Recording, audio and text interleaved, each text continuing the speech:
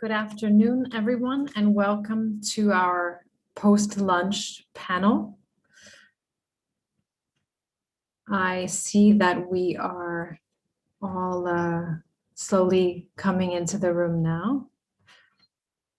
So I would like to introduce first and foremost the moderator of this session. We're very happy to have with us Dr. Catherine Duric, who's the Migration Program Team Leader in the UK's Foreign, Commonwealth and Development Office.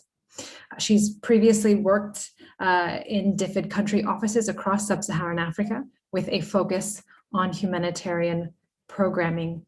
And just to remind everyone that this panel, which is panel 3 in our program, is focusing on protection in contexts of mixed movement. So without any further introduction, I'll pass it over to Dr. Duric to introduce the panel and speakers. Thank you. Over to you.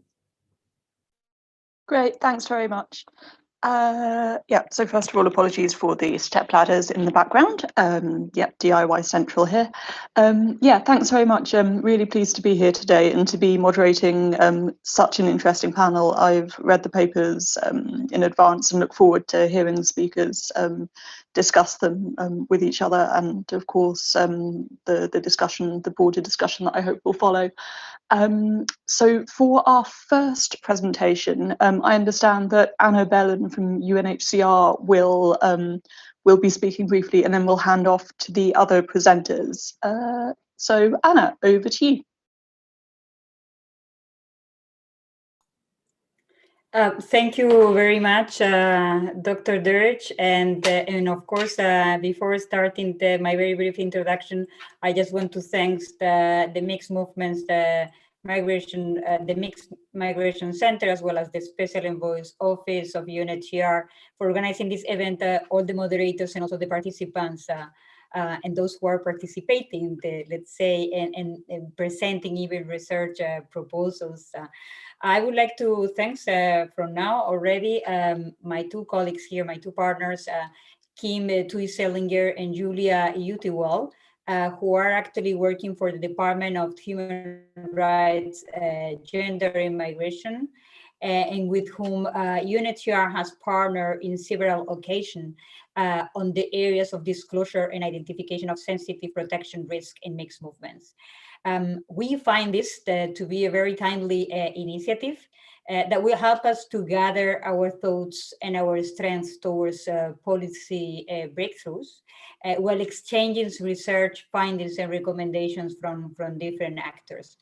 From the MENA, from the UNHCR MENA side, we have invested. This is part of the investment in identification of new avenues and strategies, together with country operations, Special Envoy's Office, communities, civil societies, and different partners like IOM and UNICEF and others, as well as we've also looking at the different examples and finding inspiration in other regions.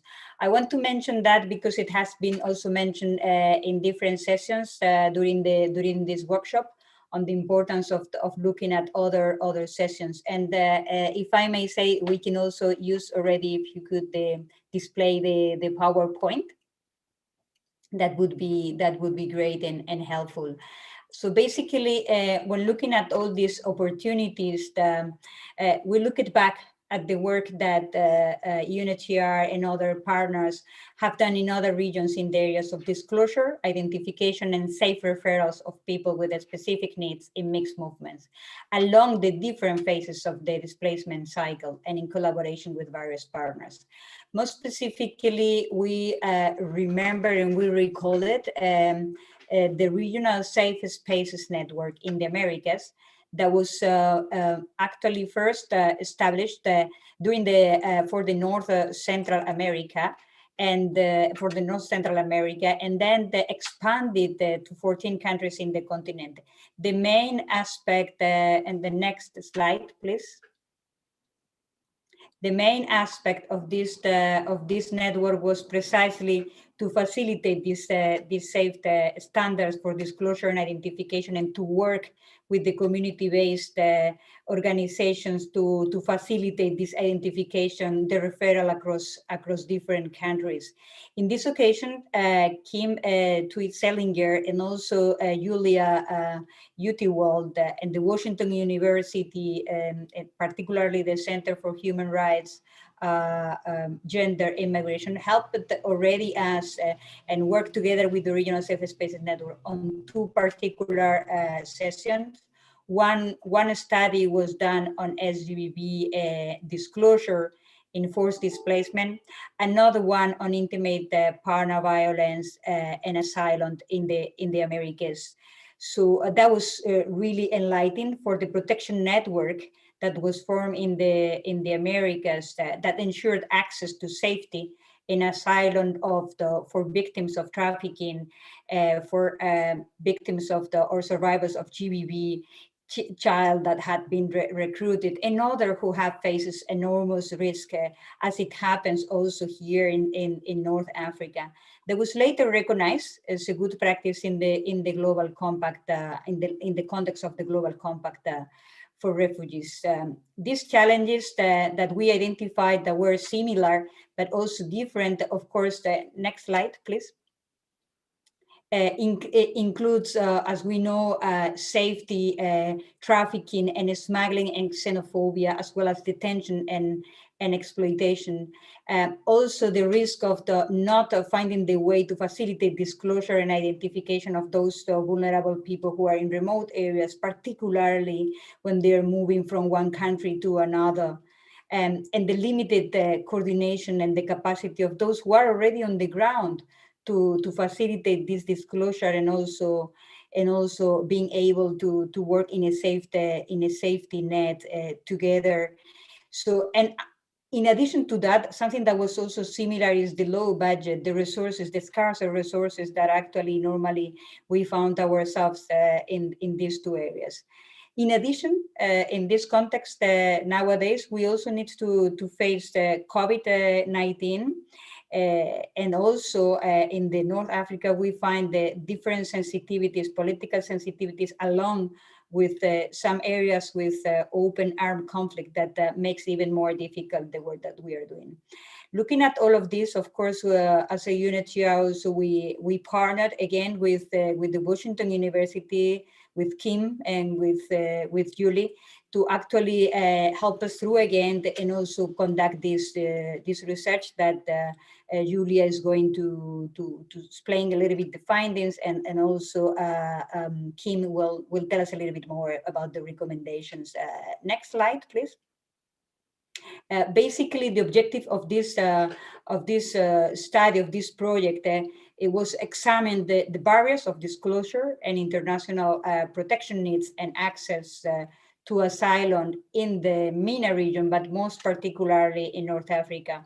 Also identify and support community-based organizations and other networks targeting mixed movements in this area, and have a purpose, have a target or special attention to victims of trafficking, GBV survivors, and accompanying separated children and other vulnerable, like people with diverse sexual orientation and gender identity. And of course, identify emerging practices and look forward to next steps for protection. Some of the outcomes that were very relevant and that are part of this presentation included, of course, the report and the proposal that Julia and Kim will explain further. An online map, an online service map with those at the ground level working for the protection of refugees and others with international protection needs along the different routes. And a training module that is also to be launched together with the report that focuses on the identification and disclosure of international protection needs, but with real contextualization to the situation in North Africa. So just to say that these outputs were presented and discussed already in the first call of the protection networks in MENA that took place in the 17th of December. And that, of course, after the report is finalized, launching the event, more discussions will happen with this protection network. With this in mind, and be conscious also of the time, I want to now hand over to Julia. That will take us through some of the very interesting findings that the research came out.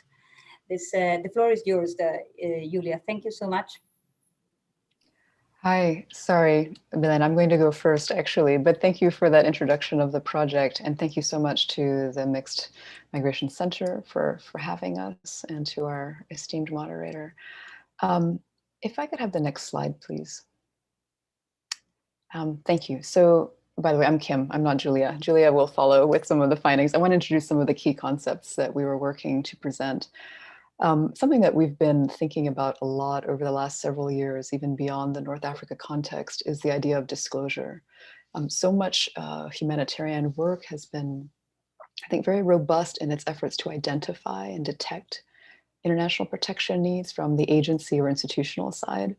But disclosure is actually a separate phenomenon and a separate effort that we wanted to highlight over the last several years in different contexts. So this is a pretty, I think, a simple Venn diagram. It's an attempt to show the relationship between these two concepts. So you'll see, typically in normal parlance, disclosure refers to the revelation of something that's unknown or hidden, right? Usually about oneself. It can also refer to something secret or stigmatized. And the act of disclosure can be influenced by someone's capability or opportunity or motivation to say something. Right? And in the context of this study, disclosure refers to an individual revealing their need for international protection. This can range from, the general expression of a need for asylum or some support, to speaking in more specific and deepened detail about one's past harm back home, for example. It may or may not occur in response to direct questioning or screening by a service provider, including as part of regular identification efforts.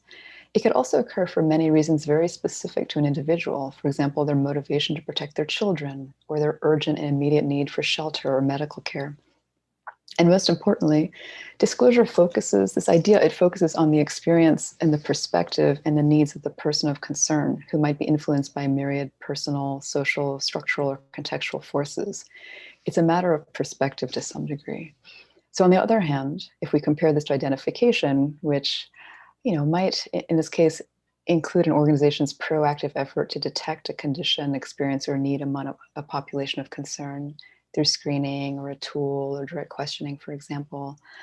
These are affirmative efforts made by, say, the UNHCR or other entities to engage populations of concern and detect individuals among them who, in this context, may be in need of international protection, right? They might be eligible for asylum, for example. So I guess in a way, one could think of identification as the seeking of information and disclosure as the offering of information. And we feel this is a very important distinction, and it's a very important pair of concepts to look at together when we're talking about the problems that Belén just identified for us. Next slide, please. So this graphic, we sort of modified something we found online for this. We'll do an original graphic one day, but we thought that one way of thinking about disclosure is like the proverbial iceberg idea, right? It's an ongoing and it's a deepening act. It can be very superficial or it can be very deep. And sometimes it's a progression from shallow to deep. So for example, a superficial disclosure might just be someone initially saying, I'm afraid of going home, or I just arrived in this country, I need some help, and not saying much more, right? They're just expressing a need for something. A next level of disclosure might be where, perhaps to a service provider, they say a little bit more about their experience, a little bit more of what they need. The deepest levels of disclosure are far more detailed and often would only happen where someone feels completely comfortable, completely safe, or is responding to very, very direct questions. This would be very detailed about, for example, past persecution, suffered back home. Next slide, please. Could I have the next slide, please? Okay, thank you so much.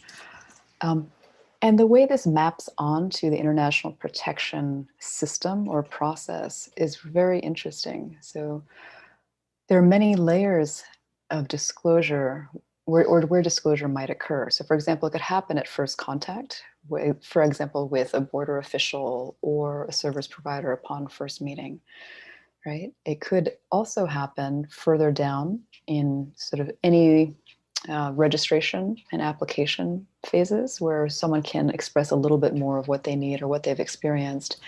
And then of course, by the time you're in full case management or by the time you're in front of an eligibility officer for refugee status determination, one would think or one would hope that conditions were right for deepened disclosure, where someone felt safe and was asked like appropriate questions to explain much more fully what their needs are for protection, why they came here in the first place, why they can't go home. So you can look, this diagram is in our report, actually, we won't read the whole thing to you now, but this is just trying to map out the different levels of disclosure that might happen and where just sheer identification might happen. And all of this is important, as Julia will show as we talk about the findings of the study, because disclosure is critical for the detection of people with international protection needs, particularly in a mixed movement context. In any context, disclosure is the gateway to service provision and legal protection for persons of concern. If someone's not willing to come forward and share their needs or experiences, we can't fully help them or give them all of the services they need. And even the most effective identification measures still rely on an individual's willingness to disclose. In a mixed movement context, it's particularly difficult to find every possible person of concern. Traditional screening or outreach methods might not be fully effective in these contexts. It can sometimes feel like looking for a needle in a haystack. So it's critical to think about the survivor or the person of concern's perspective, especially in a mixed movement context. What helps different types of people come forward and feel willing and able to share their experiences and their needs related to international protection? So our study first explored some of the barriers that can impede disclosure and identification of international protection needs, primarily looking at Morocco and Tunisia, but also learning about some other countries in the region like Algeria. All right, I will just touch very briefly on the barriers, and then Julia will take it away with some of the strategies and our recommendations. Next slide, please. Thank you. So the barriers to disclosure, I think most people on this call are already quite familiar with them. We did try to document them through our key informant interviews. We conducted 47 interviews with a total of upwards of 50 or so different stakeholders and service providers in the region. We did this all virtually, so that had its limitations, of course. But the barriers that they taught us about fell into 4 types of buckets. The first one being individual circumstances, conditions, and perceptions. So for example, the individual person of concern may have some language barriers that impede their disclosure, or they may fear the authorities or even other members of their own community in the host country. They may suffer impacts of trauma, or they may just simply lack understanding of their legal rights or what asylum is, for example. A second basket is that of compounded barriers for particularly vulnerable persons. This might include, of course, as you might imagine, victims of trafficking in persons, heightened fear or inability to leave a situation. Also unaccompanied and separated children, their mistrust of authorities or their fear of guardianship or forced sheltering. And then, of course, sexual and gender-based violence survivors, maybe if they are experiencing trauma or fear of stigma, it's quite difficult to come forward.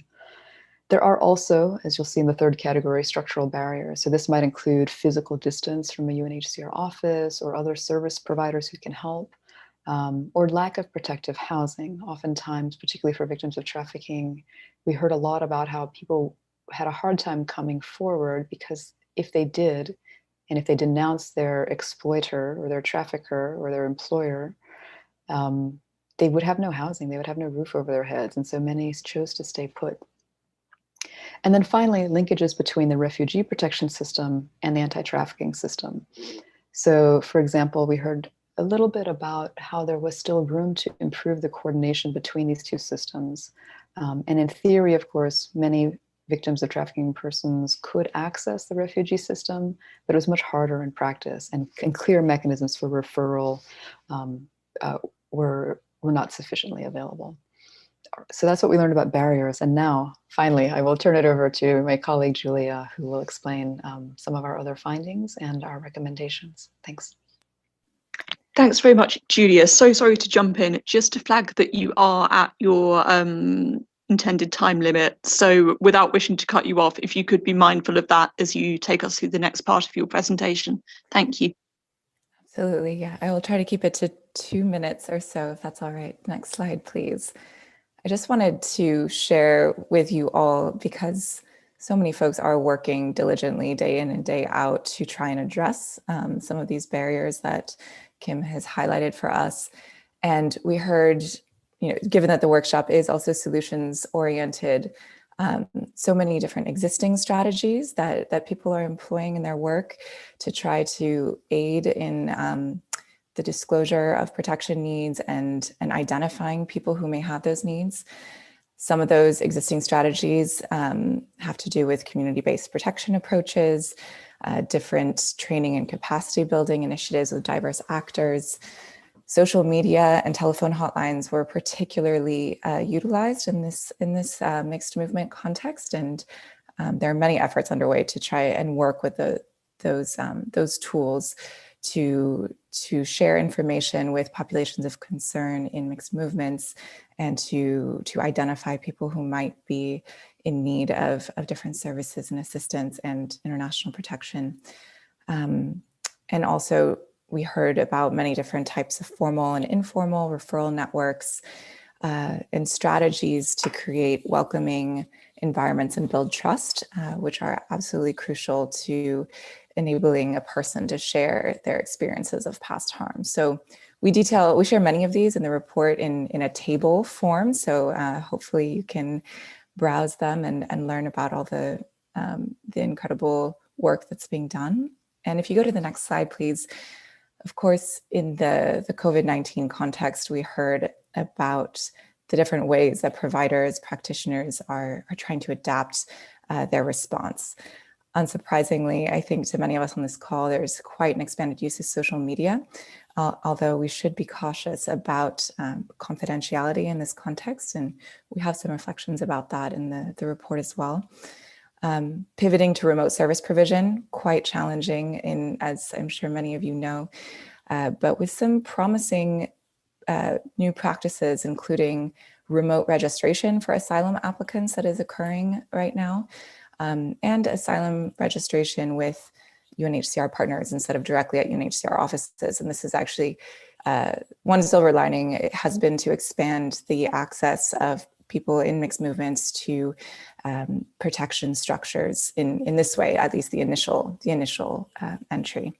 And then if you go to the next slide, please.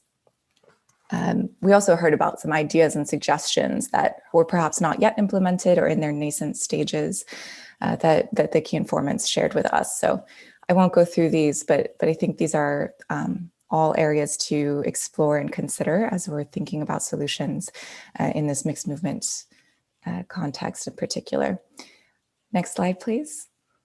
And just to quickly illustrate the different types of recommendations that we have in the report that go to these different concepts that Kim discussed in detail about enabling identification, supporting initial disclosure, and also deeper disclosure of past harm or feared harm, and different recommendations about how to strengthen access to these international protection systems. Next slide, please. And we also... Oh, sorry. Go ahead, sorry. No, go ahead, Kim. No, I was going to say, we'll just skip over the next steps. And if anyone's interested, they can ask us about them in the discussion period. Great. Thanks. I will end it there to thank you for your consideration, the time. Thank you very much to all of the panelists who presented there. And yeah, lots of interesting points coming up, which I hope we can touch on in the discussion later. For our next paper, we're going to, and apologies in advance for my almost certain mispronunciation of your name. We're going to Dr. Leander Candelige. Candelige, yes, that's correct. Yeah. Who's going to be talking to us about protection gaps for West African refugees in times of crisis. Yeah, so Dr. Kandelige, over to you. All right, thank you very much. If it's okay, I'll share my screen. I hope that works. Let's see. Okay.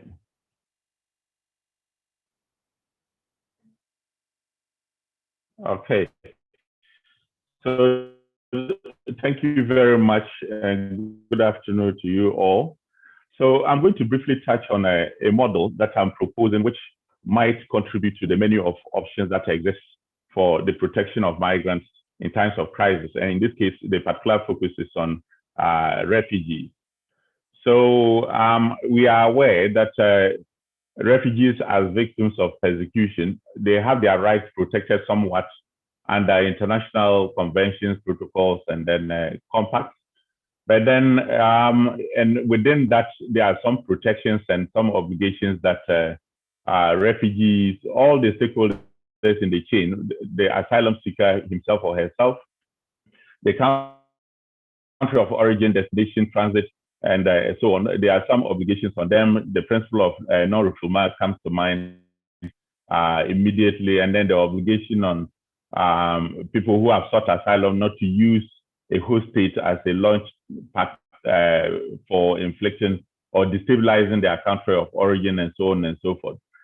So if you look at the African context, the latest report, the African Migration Report for 2020, for instance, highlighted the fact that up to 25% of the global refugee population was hosted in Africa, which translated to about 1 in every 4 international migrants being a refugee.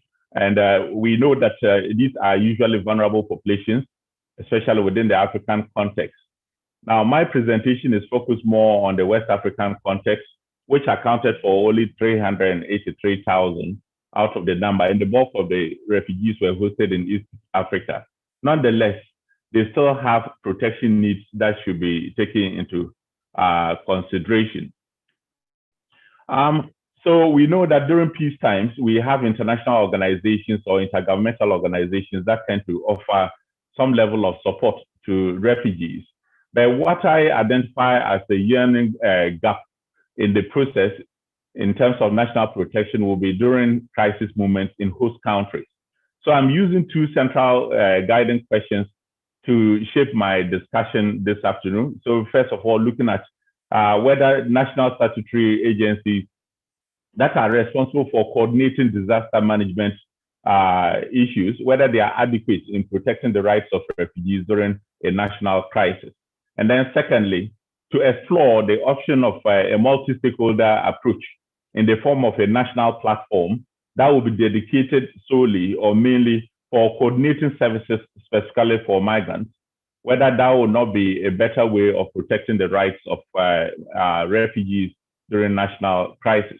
And I must say that this draws inspiration directly from the Migrants in Countries in Crisis project. And I was lucky to be the national consultant for Ghana. And through that process, we came up with some recommendations, and I'm relying on those to make my submission this afternoon. So there's a need, I think there's a need for this localized state and then non-state or multi-stakeholder action in terms of trying to protect the rights of refugees during crisis moments or situations. Because invariably, there's this trust deficit that exists between state agencies or state officials and then refugees because of the power asymmetries that exist. And in times of crisis, all these are heightened. So there's a need for a non-state actor-led type of coordination of services for involuntary migrants in crisis situations. So I'm proposing a targeted state-funded initiative, which could be channeled through impartial non-state actors who incidentally tend to have a physical operational presence in the local communities, even prior to the onset of crisis. So drawing on the MICIC example, and then the subsequent initiative which emerged from the original MICIC example, which is the Partners in Preparedness Initiative. And the type of guidelines that were proposed, there were 15 in total, but I'm focusing on guideline number 7 in particular, which pointed to the need to build partnerships and then to coordinate and see disaster management as something that is cyclical. It's not a one-time event, but then a process. And I know that this is also consistent with existing frameworks, like the Interagency Standing Committee's report, the 2016 report on early warning, early action, and then readiness. Also suggests pre-disaster or pre-emergency planning as a requirement for mitigating the severity of crisis. And we know that there are other models and then initiatives like the Emergency Response Preparedness one, which was solidly supported by the UN General Assembly. The resolution 46-182, for instance, highlighted the need or the responsibility on the state to be the first and foremost be in charge of protecting victims in times of natural disasters and other emergencies that occur within their territory. So in their wording, they said that the primary role of refugee host nation, the protection will be the initiation, organization, coordination, and the implementation of humanitarian assistance within the territory of the nation state. So all these recommendations tie in with what I'm going to discuss as a possible way out in enhancing the protection that refugees could enjoy from. So let me look at the Ghanaian example specifically. So in Ghana, there was the recognition that we lacked a dedicated, inclusive, and open structure in terms of trying to support dialogue among different actors and also information sharing and then cooperation at the national level when it comes to implementing migrant-sensitive responses in times of crisis. So based on that, there was we had 3 national workshops that were organized in 2018, and these workshops led to the launch of a national platform for the protection of migrants in crisis. And it's this platform that I'm going to put forward as a possible suggestion for us to consider, because it relies on a public-private partnership approach rather than a top-down or one that is solely managed by the state. So we drafted some terms of reference, and I'll touch on them briefly and then see how they link up with the protection of the rights of refugees in particular. So for this platform, the primary focus was to coordinate services specifically for migrants during crisis. And the services included, 1, access to consular services or information, as in disseminating crisis information or even putting out alerts, issues of documentation, interpretation, translation services, also relief and humanitarian assistance, the most basic ones, healthcare, shelter, food, clothing, dignity kits for women, and so on and so forth. But also the provision of counseling and psychosocial support to refugees or to migrants during a crisis situation, and referrals to other relevant providers, and even supporting them with the provision of identity and then travel documentation. So these were set out as the main areas that the platform will focus on. And the main aims included just 3 key aims. 1, creating awareness of the existence of the platform to start with, and then also specifically identifying the needs of migrants in times of crisis. And secondly, providing that space and then the means for the relevant actors to be able to enhance their capacity in identifying, implementing, and then reviewing migrant-sensitive responses in crisis situations. And this would take the form of simulation exercises, drills, and then research into issues that pertain to refugees or migrants more broadly in Ghana. And finally, strengthening collaboration among government ministries, departments, and agencies, but also between these government ministries, departments, and agencies, and then non-governmental organizations at different spatial levels, the district, the regional, and then the national levels. These were things that we touched on, and then fostering that sharing of information, knowledge, skills, and their resources among the relevant stakeholders. And the platform had 2 different cohorts of members, stakeholders. The primary stakeholders comprised of government departments ministries and then agencies. But then there was this identification of the need for secondary stakeholders. That is the private component of the public-private partnership. These are relevant institutions that could be brought on board because they don't need to play a continuous role in the function of the platform, but they incidentally also provide critical collaborating services during crisis. And some of these could include the provision of logistics, information, rescue services, relief, recovery support to migrants in collaboration with the primary stakeholders. And we identified ways of identifying or selecting members of the primary stakeholder category. It will depend on their capacity and their technical know-how in migrant issues, but also access to relevant information, their possession of logistics and equipment that might be relevant in protecting migrants in crisis situations, but also the synergies between that institution's core mandate and then that of the platform, and the availability of the human resources as in staffing, and then their possession of expertise in dealing with particular crisis situations in question. So it allows stakeholders to brainstorm and then come out with protection issues that could arise during a crisis prior to the incidence of a crisis, but also during the crisis and after the crisis. So I'll look at the cycle. So let me begin to wrap up by looking at the possible applicability of the platform model to refugee protection during crisis. And here I'm dividing it into the three main phases of a disaster management activity.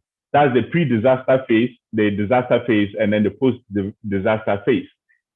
So the pre-disaster phase, I'm talking about prevention and then mitigation. So here, the platform will play certain roles.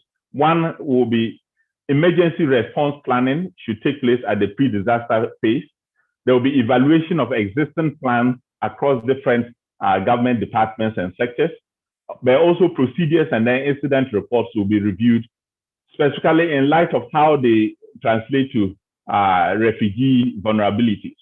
Then the monitoring of the political climate and natural disaster risk and training and simulation exercises. These are activities that are planned under the platform model at the pre-disaster phase. Then during the disaster or the onset of a disaster, then it's all about response. So coordination of services, specifically tailored towards supporting of refugees, then activating the platform's crisis mode, which were predetermined, but for the sake of time, I will not go into details, and convening an emergency meeting among the stakeholders, activating their emergency response plan, and so on and so forth. Then post-disaster, there are still activities that a platform can undertake. One, to learn lessons, but also two, to prevent the incidence of another disaster. So evaluating the level of collaboration among the different stakeholders, also evaluating and then documenting the response operations and reviewing the platform's objectives periodically. And all these different phases should be accorded the same level of attention, because the pre-disaster phase, depending on the activities that take place, they might actually prevent the disaster in the first place. But during the disaster phase, the type of response and how that response is targeted towards protecting the rights of refugees or migrants more broadly could inform the severity and the impact on refugees. And the post-disaster phase, the activities will be a lessons learned type of process, which allows stakeholders to reflect on what could be done better and how to avoid further crises that impact on refugees specifically. So let me wrap up by looking at a few conclusions that emerge from the model that I'm proposing. The reflections that are put forward tend to be complementary to the fundamental object of the Global Compact on Refugees, for instance, talking about state action, talking about non-state actors collaborating with state agencies to protect the rights of refugees. And the issue of resilience during a national crisis, I believe, is better managed or attained through the adoption of a whole of society approach in managing the disaster situation. And I also incidentally conclude that it is critical, there is that critical need for a hybrid of public-private effort when it comes to disaster issues, So they are geared towards forecasting of the likelihood and then the severity of the crisis in the first place, and also a coherent response to both natural and man-made crises should they occur.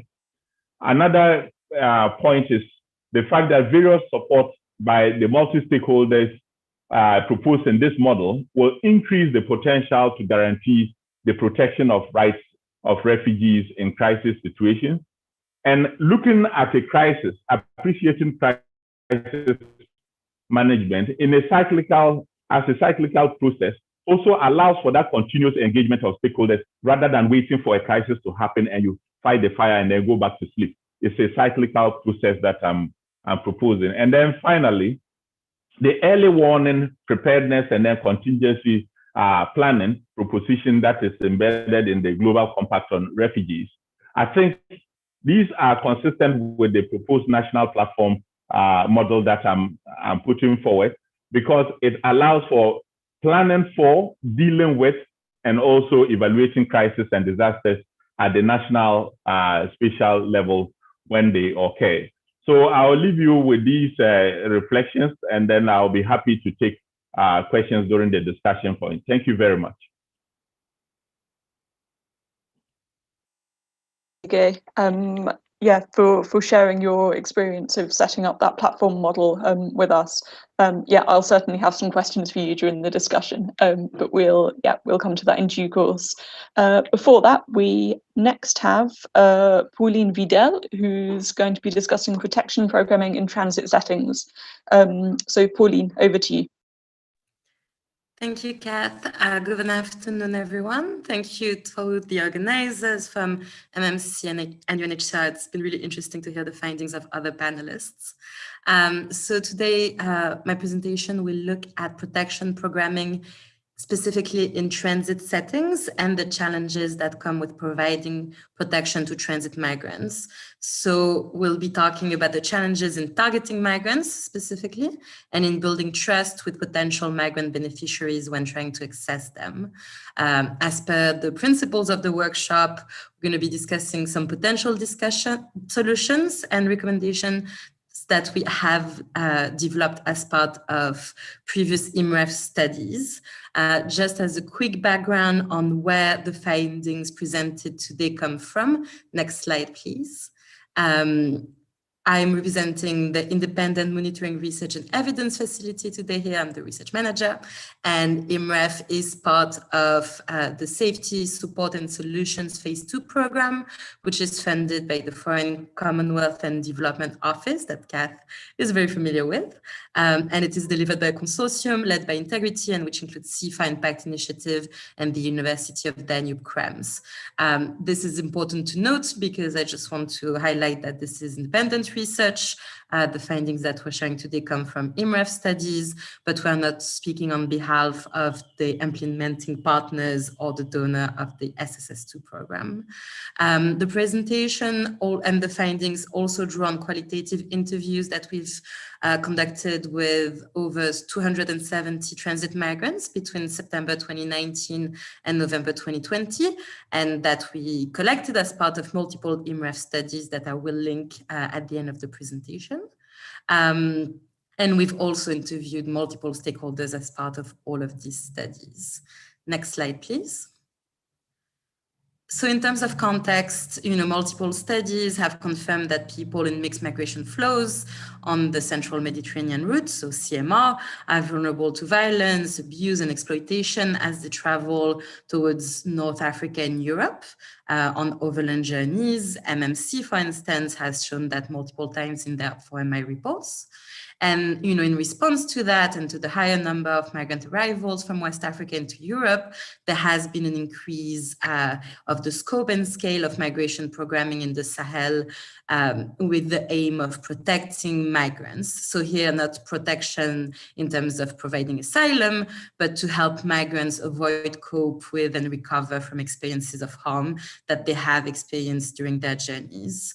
And these activities that implementing partners partners engage in usually take place in key hubs and transit hubs before the Sahara Desert, such as Agadez in Niger and Gao in Mali, which are, the next step before desert crossings. But it also takes place in earlier transit hubs, such as Ouagadougou. And those are the 3 locations that we have focused our research on. What we saw and what stakeholders tend to agree on is that providing direct protection assistance to transit migrants comes with challenges that are different from the challenges that you would face in what I would call a typical humanitarian displacement context. So in a humanitarian context, usually organizations are going to profile a population, they're going to consult the leaders in order to identify the most vulnerable members that require the most urgent assistance. However, in mixed migration transit contexts, profiling mobile populations is very challenging and beneficiary identification efforts are less effective, despite confirmation that there is physical, social, and mental health related vulnerabilities. Next slide, please. So I'm going to start with some of the challenges that we've seen in targeting migrants. So many stakeholders that we have interviewed agree that it's not that clear or that easy to know who the most vulnerable people are among transit migrants in mixed migration flows. Research by IMRAF as well as research by MMC suggests that migrants' vulnerability increases the longer the journey along the CMR, as they are exposed to different forms of extortion and abuse, which causes stress and physical harm, as well as we see that their financial resources diminishes, which makes everything harder. And, this situation really reflects the fact that vulnerability is not a simple, easily measurable characteristic of an individual, but rather the result of situational factors. So what happens during the journey, as well as personal characteristics. So for example, the age, the gender, or the capitals that the migrants had before starting their journey. Another challenge that makes it harder to identify and target them is that transit migrants are highly mobile and often stay in transit hubs for a limited amount of time, as they're aiming to move forward to the next leg of their journey as long as they are able to, which limits the time in which organizations can talk to them, identify them, and make sure that they identify and target the most vulnerable. Next slide, please.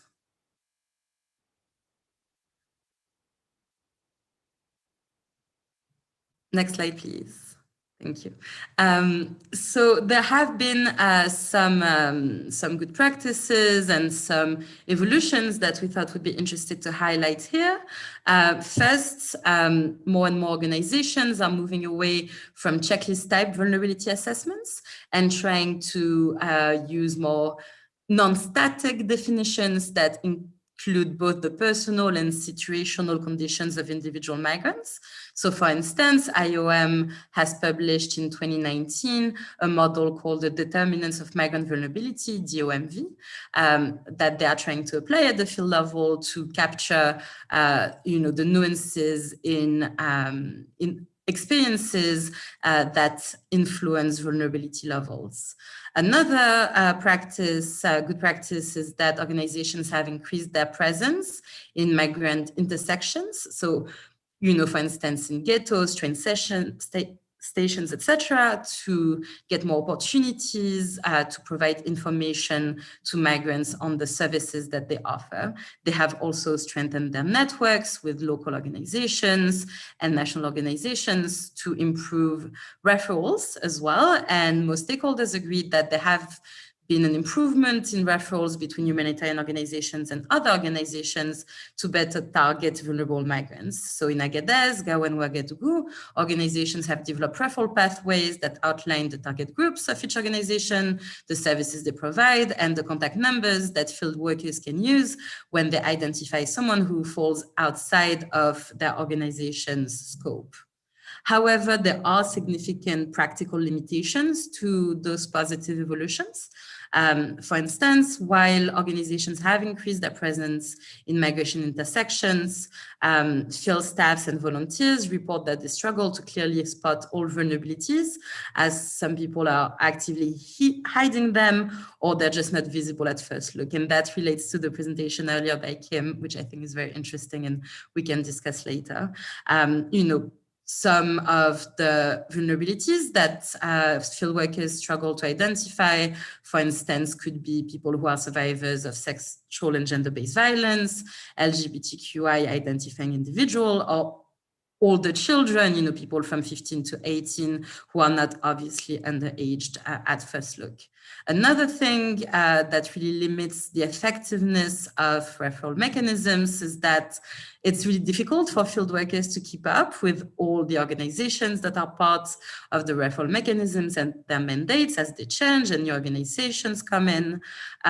For numbers often don't work. If you're going to have a manual with the numbers to contact different organizations, very often the person in charge is going to change, and that's very difficult to keep up with. And then some organizations may not accept referrals due to lack of funds or misunderstandings over the scope of referrals, and that may limit further this referral good practices.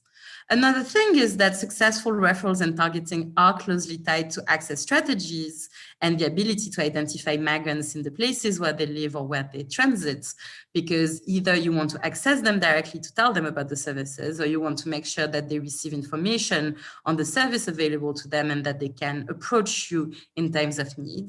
And thank you for changing the slide. And what we saw in IMREF research is that unlike many displacement settings, access to migrants is not guaranteed in transit migration settings for quite different reasons. There are, of course, usual limitations. We know that in northern Mali, beyond Gao, it's really hard for organizations to access because of the security context. However, in this presentation and in the few minutes I have left, I'm going to be focusing mostly on the issue of trust in humanitarian organizations and how it actually limits the uptake of humanitarian services. Next slide, please. So what we saw is that several migrants that we interviewed in Agares, Ouagadougou, and Gao said that a fear of deportation made them unwilling to access services, encouraging to actively hide from both authorities and humanitarian organizations. Clearly, those migrants expressed concerns that if they access humanitarian services, they would be forced to return to their country of origin, either by the police or through return assistance programs, which they did not view as voluntary. We saw that the perceived collaboration between organizations and the police or local governments amplified those concerns, as migrants said that they didn't trust the police or local authorities because they were linked to negative experiences they had when crossing borders and in different checkpoints. Several migrants in both Gao and Agadez said that organizations gave information about them to the police, which could lead to detention and deportation. I have a quote here that reflects that, but because we don't have a lot of time, I'm just going to let you read it. And in some cases, those real fears of deportation led some migrants to actively prevent humanitarian staff from entering ghettos, engaging with them, or force them to hide and putting them at higher risk of harm. Next slide, please. For other migrants who did not believe that organizations would play a role in forcibly deporting them, there were still concerns that organizations would try to manipulate them out of migrating, losing the significant investments they had already made in their journeys. So you see here this 27-year-old Ivorian migrant that we interviewed in Agadez saying that there are organizations that will do everything they can to discourage you and make you give up your trip. That's why I don't even try to go, because I have traveled thousands and thousands of kilometers before arriving in Niger. And that actually relates to the next point, which is that migrants, several migrants see accessing organizations as a trade-off between their level of need and the perceived risks to their journeys. And so they often wait until they are very vulnerable before seeking assistance. As you know, a result of that dynamic, organizations often cannot provide migrants with information about how to avoid harm or with items to help them prepare their journeys more safely, which makes it a key gap in protection programming in transit settings. Just very briefly, also, several migrants believed that organizations, because they were funded by international donors, had as an end goal to stop them from migrating. And they kept talking about a fundamental gap between the support that they wanted, which was to travel to Europe, and the support that organizations offered. While they were aware that there were constraints for organizations to provide these types of services, it does highlight the key tension between protection needs identified by migrants themselves and the structural world that we live in. Next slide, please. I think we're jumping 2 slides. So I'm going to go on to recommendations. There are a lot we could be talking about, and I'm happy to answer more questions as we start the discussion. I think I have 1 or 2 more minutes left. But we at IMREF, our studies have really demonstrated that there are risks that programs will not reach the most vulnerable migrants because of those very real challenges to targeting migrants and the lack of trust in humanitarian organizations that limits the uptake of services. We propose some preliminary steps to overcome those challenges, focusing particularly here on trust building and communications. In particular, improving communications on organizations' mandates, activities, and neutrality that take into account the existing concerns about migrants' fear of deportation, fears of being, talked out of migrating, or of facing delays to their journeys. On the other hand, we think that uncoordinated communications could lead to further suspicions about migrants and smuggling actors in the context of the criminalization of migration, notably in Niger. So one recommendation is to develop area-based strategies and coordination plan through the existing local migration protection working groups. These strategies could include building strategies to build trust with key actors and beneficiary group, a mapping of the presence of community mobilizers in ghettos and bus stations, clear referral pathways to cover gaps in assistance, and common procedures for sharing research analysis, approaches to detecting vulnerabilities, and how to work with different actors. We also think, there are opportunities to improve trust by, improving day-to-day coordination and coverage in those different migrant intersections to clearly communicate available support by different organizations and to prevent misconceptions and misinformation that could create suspicions among migrants. And finally, we think that it's really important to invest in the first response and that field staffs play a key role in addressing migrants' main concerns. Because they are the first and main point of contact, there is an opportunity for them to, clear those concerns. And we think that refresher trainings for field staff can also be a space for them to talk about what works and what doesn't in current outreach programs. So I haven't covered it all, but I think I'm running out of time. So thank you very much for your attention. Thanks very much, Pauline. And yes, I feel like I'm cutting off all of the panelists today, but hopefully we can come back to any outstanding points during the discussion. Okay, so next we're going to Benedetta Francesca Hudau and Verena Sattler, who will be discussing their intriguingly named paper, Sea Migration Like Water. Good afternoon. Can you confirm that you're all managing to see my screen? Yes. So good afternoon. Thank you very much for inviting us today. I am Benedetta Cordaro. I work as Information Management Officer for IOM Migrant and Protection Assistance Division. And I'm here today with my colleague, Verena Sattler. We'd like to walk you through the main findings of a study that we recently completed and that we are about to publish towards the end of this month, and it is a joint project between IOM and Harvard University. I'm going to quickly walk you through the background and purpose of the research, the methodology and the primary data collection activities and the limitations associated to the research. And finally, I will pass on to Verena, who will walk you through the analysis, provide some idea about the sample and the main key findings, and finally the recommendations. Sorry, Benedetta, I think you have to expand to the full screen. Give me a second. You know why?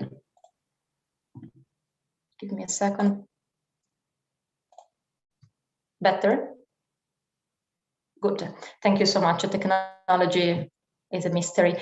So moving onwards, with regard to the background, we are all quite aware of the legal frameworks that exist regarding protection of migrants, protection of refugees, and in general, protection of population on the move.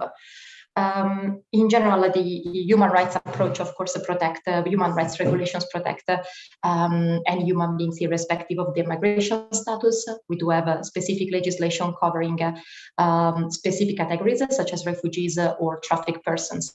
But also migration is becoming safe migration, orderly migration is becoming more and more important. And an example is, for instance, it is including among the SDGs as much as the Global Compact for safe, orderly, and regular migration, although not binding. However, all this does provide an idea of the importance that, of course, it is given to migration, safe migration, from a legal perspective. Now, despite this normative framework, despite the presence of this legal protection, protection measures on the ground are definitely not enough, and we are witnessing, of course, how the lack of implementation of the same hampers safe and regular migration.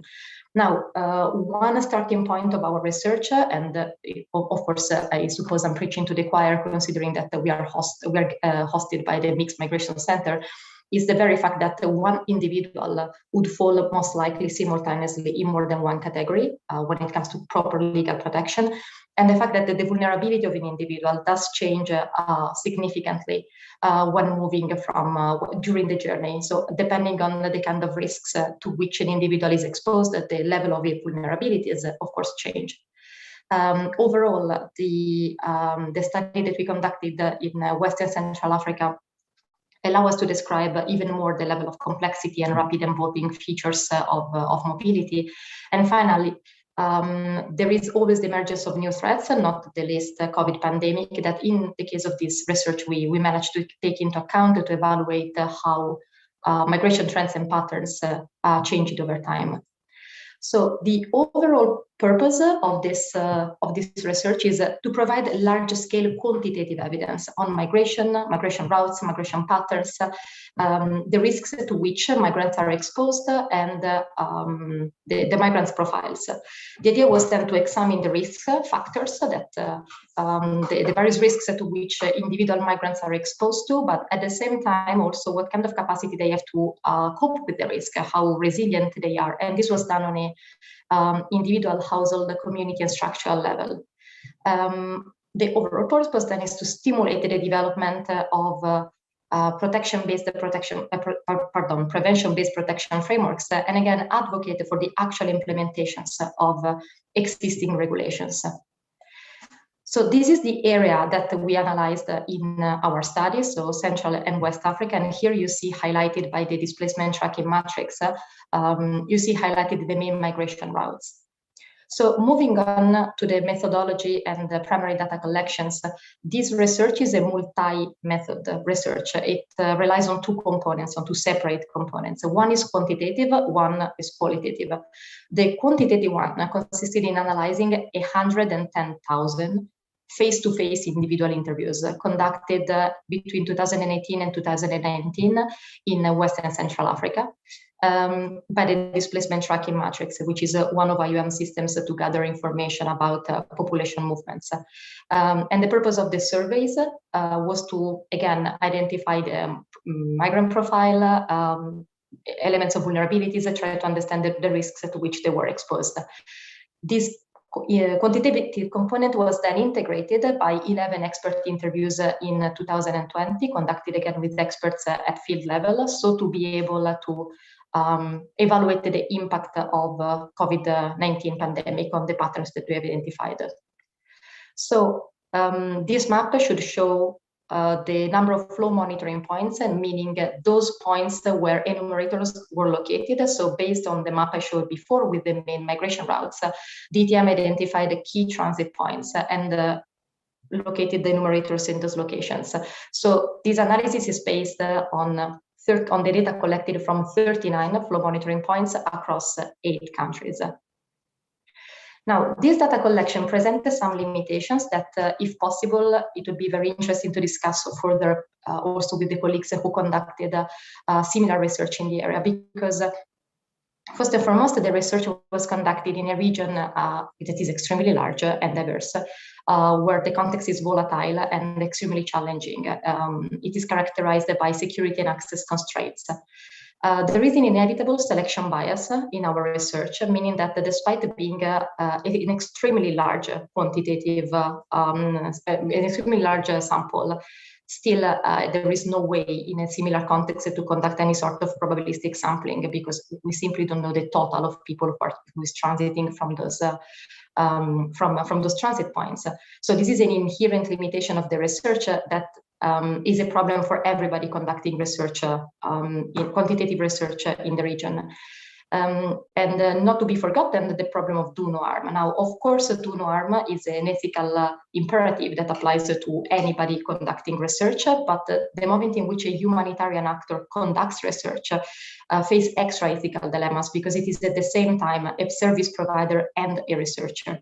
So a significant challenge in conducting in-depth interviews or detailed interviews touching also on in a more detailed way on vulnerabilities and risks, or topics such as violence, for instance, or abuse, even through proxies, was extremely difficult, because most of the locations where we managed to collect the data do not present adequate referral mechanisms. So the DTM enumerators were in loco, they could collect the data, but there were no other actors around. So only some of the questions could be asked precisely to abide by the do no harm principle.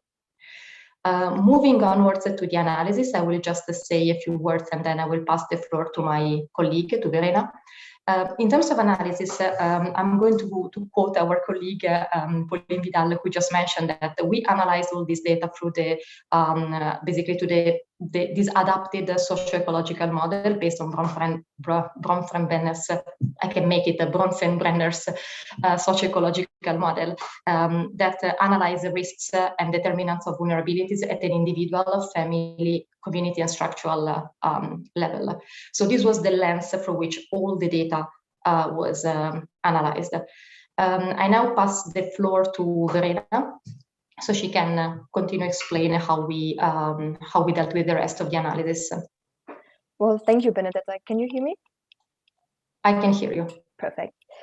So, well, in addition to the analysis on factors that impact whether or not migrants report challenges, we also looked at a subsample of migrants who reported certain types of challenges that indicate the risk of harm and abuse, and had a look at the correlation between different factors and migrants' likelihood to report harm and abuse during their journeys.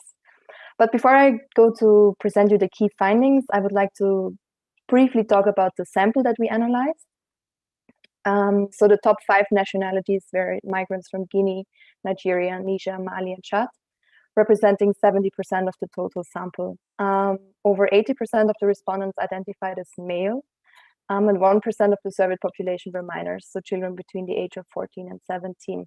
Just on the high rate of male respondents, before I talk about the map, I just want to highlight that this does not mean that women do not migrate, but data collection on the ground, on the contrary, and I'll get to women who are migrating in a minute, but it just data collection on the ground showed that especially women who travel in a group tend to let their male travel partners answer the questionnaire.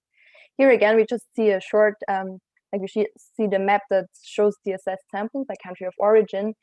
And it also, as Benedetta already mentioned, also shows its limitations, namely that data collection was easier in some parts of the region than in others, and that some flow monitoring points, like places of transit and border crossing, were more accessible in some parts of the region than in others.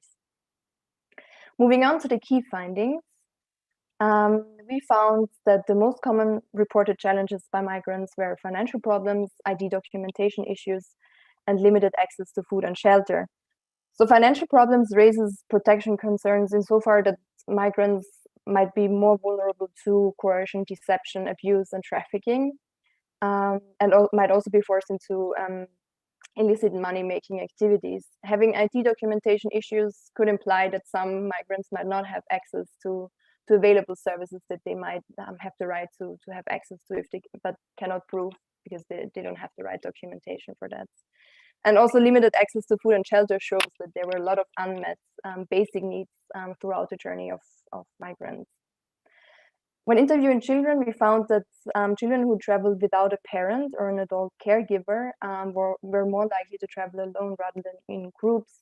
Also, this raises serious protection concerns, as it shows that women were placed in highly risky situations where their psychological and physical well-being could easily be threatened. Almost half of the interviewed migrant women were traveling without a relative or family member.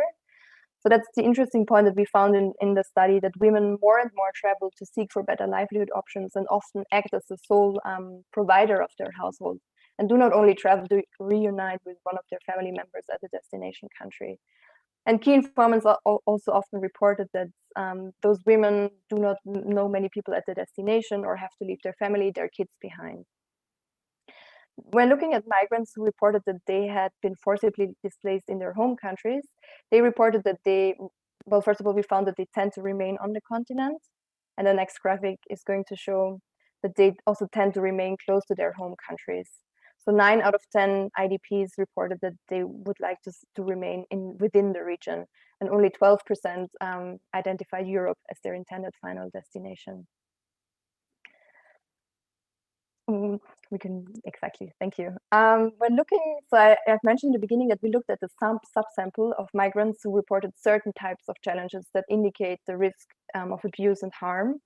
Those challenges were assaults, attacks, injuries, and being held against someone's will.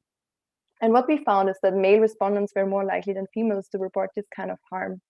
However, it's very important to note here that, well, questions respondents could not report on challenges such as related to sexual exploitation and gender-based violence, specific harms that women might experience, and did not have the chance to report on.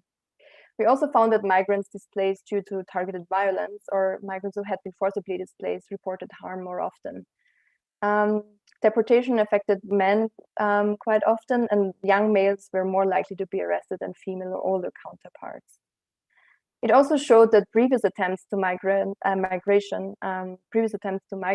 represented a factor of increased vulnerability to harm. We also found that education can act as a protective factor guarding against harm and abuse. So as Benedetta in the beginning already mentioned, we had the chance to conduct key informants interviews, which we conducted in April 2020, so in the beginning of the COVID-19 pandemic. And what our key informants interviews showed is that thousands of migrants and a lot of migrants stranded in transit and were kept in transit centers without access or with limited access to basic services means that country implemented to curtail the pandemic actually led to deportation of migrants. And they also observed that many migrants who want to return home to their home countries had difficulties to return and to reintegrate into their home communities. The COVID-19 pandemic also raised a serious health concern, as migrants were and still are exposed to the virus with limited means to protect themselves. However, key informants observed that the closure of borders did not stop migration flows, but that migrants had to employ more dangerous and costly means to reach their destinations, and that the pandemic aggravated any pre-existing risks along the journey.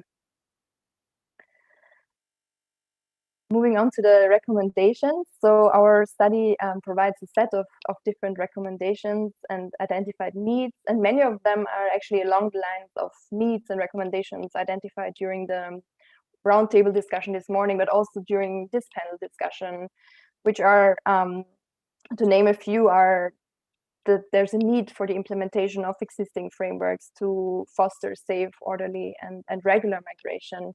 But also, as mentioned by Kim's team and Pauline, that it's crucial to have adequate capacity along migration routes and early on in migrants' journeys, first to identify needs and risks, and also to provide services to the most vulnerable. And of course, that there's a need for further evidence and quality data to inform programming and policy recommendations. And yeah, on that note, I would like to thank you for your attention, and we very much look forward to the discussion later on. Thank you. Over to you, Catherine.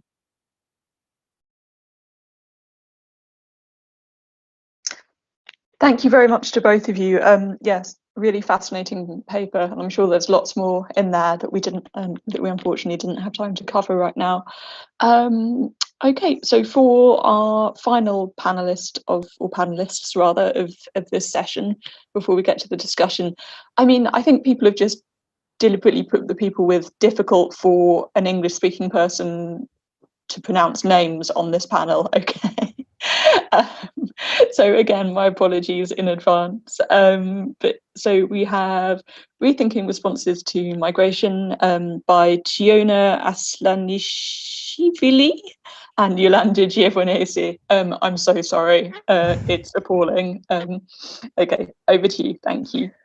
Thank you, Catherine, and thank you all for inviting us today. I'm Yolanda Genovese from the UNICEF Office of Research Innocenti, and I'm presenting with my colleague Teona from the MENA office. Thank you for inviting us to share the findings of this research today, which really aimed at hearing the voice of children and young people, and use this evidence to inform our programming, policy, and advocacy. Through this research, we managed to reach out and interview 1,634 children and young people between 14 and 24 years old that were moving in Egypt, Sudan, Ethiopia, and Somalia. Different kind of movement were included: children migrating, children displaced internally or across border, children migrating for economic reason, and different kind of motivation and aspiration. Now here we will give just a snapshot of the findings, but then next month we will publish country reports specifically, and regional reports where you can find much more details in terms of disaggregation and analysis by gender, age, nationality, and the status of being unaccompanied or not. So this research, we use the mixed methods, quantitative, targeting just children and young people, and qualitative, where we targeted children and young people, but also their family, community, different kind of service providers from NGO, from government, UN, and so on. Just to say, to give a background, that this research is part of a broader program to improve the protection of children on the move that was funded by FCDO. And so we looked at three main areas of investigation. The first one looking specifically at why do children and young people move? So which are the child-sensitive driver of migration? So looking at the vulnerabilities in the place of origin, but also looking at the impact of household dynamics and the role of parents, peers, the diaspora, and more broadly at their motivation and aspiration. Then we looked at what are the risks and harms that children face while they are moving, so the different kind of harms and how those vulnerabilities can impact differently according to their age, their accompanied or unaccompanied status, the presence or not of documentation. And we looked also at the coping strategy that children have. And last but not least, of course, we looked at the access to the service and the barrier that children can have in accessing proper service more broadly, but specifically then we looked at child protection service and support, looking both at the formal service provision, but also at the informal protection mechanisms that are provided by community and faith-based organization. So we looked, when looking at the profile of our respondents, we have a good balance of male and female. 82% they reported that they were still moving, while 17% they were just returning, they just returned. And what our research confirms, we discussed a lot already about this, is the really mixed profile of children and the complexity of their migration experience. And what we saw is that even when children were reporting to have a primary reason for moving, they were taking into account different reasons while they were deciding if to move or not. Indeed, we can see, for example, that the main reported reason for moving, as we know, were economics and security, but but at least 25% they reported that both reasons had an influence.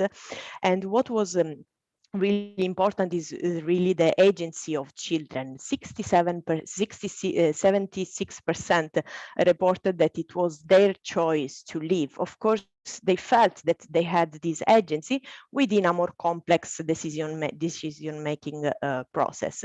We looked at how children were traveling. If 16% were traveling alone, while 83% were traveling with others, including their family, mainly friends, community members, but also people they didn't know, and 8% they declared to be traveling with the smuggler themselves.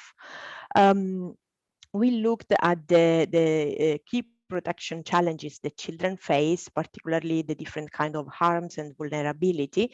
And we can see that children, the majority of them, they had this feeling of being scared. And this was mainly reported by female and children, young children. Many more also they reported of being physically hurt. This was more reported by male and young people and those living alone. 30% reported of having been detained. And this as well, it was more reported by male young people and those living alone. While the experience of being forced to work, it was reported by 21%, mainly of those living alone. We can say that the issue of being detained, it was mainly reported, it was mainly done by authority, and it was happening mainly in border area. Indeed, we asked children how they would describe the last border that they crossed, and they were saying that it was somewhere where they were feeling lonely. 59% reported this, and 64% say that it was a place where authority didn't care about their needs.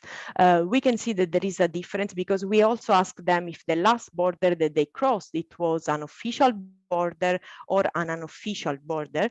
And we can say that negative experience were mainly reported in unofficial borders.